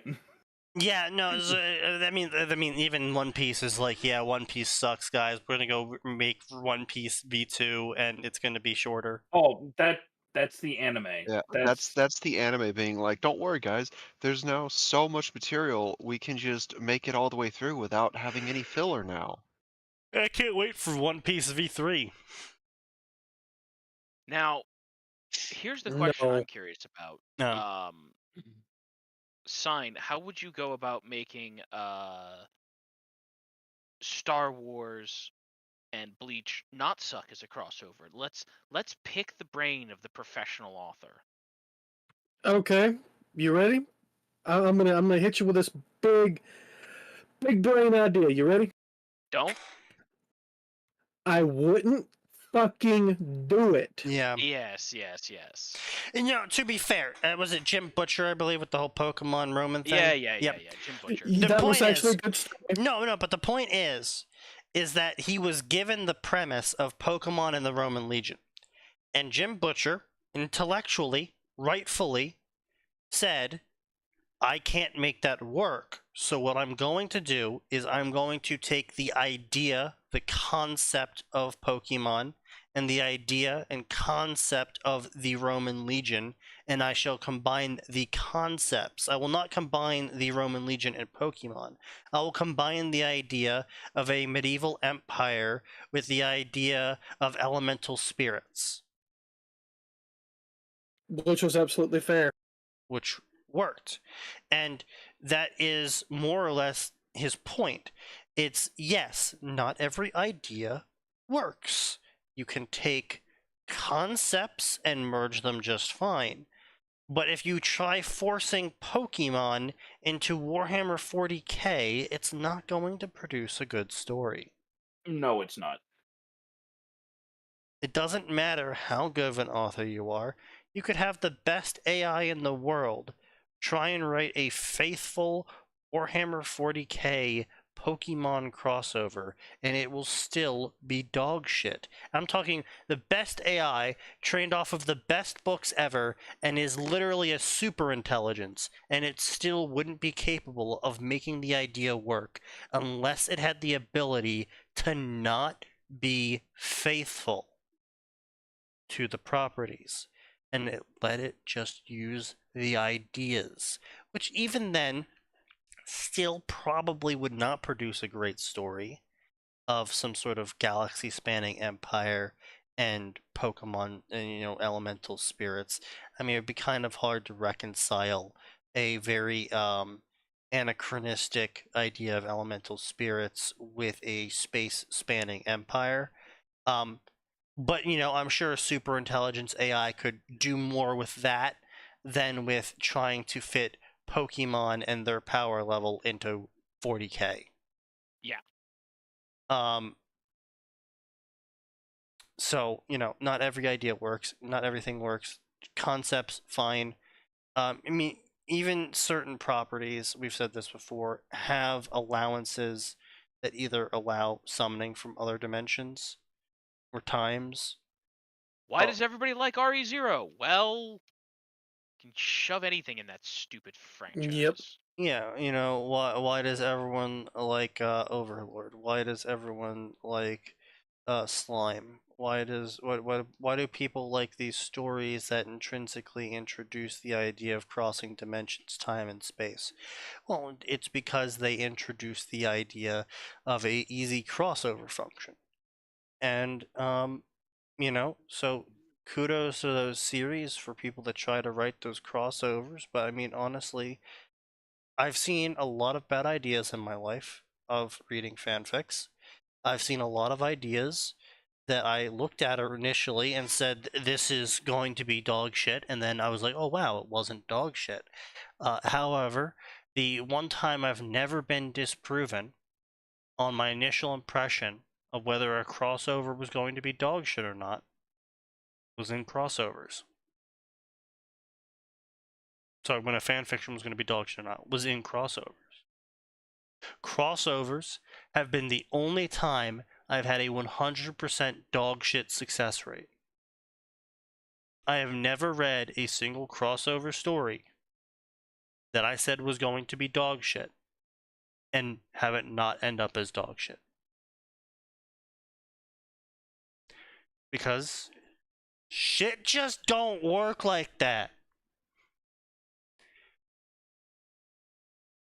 So, with those words, we will see you next time on Friday, because there is always more.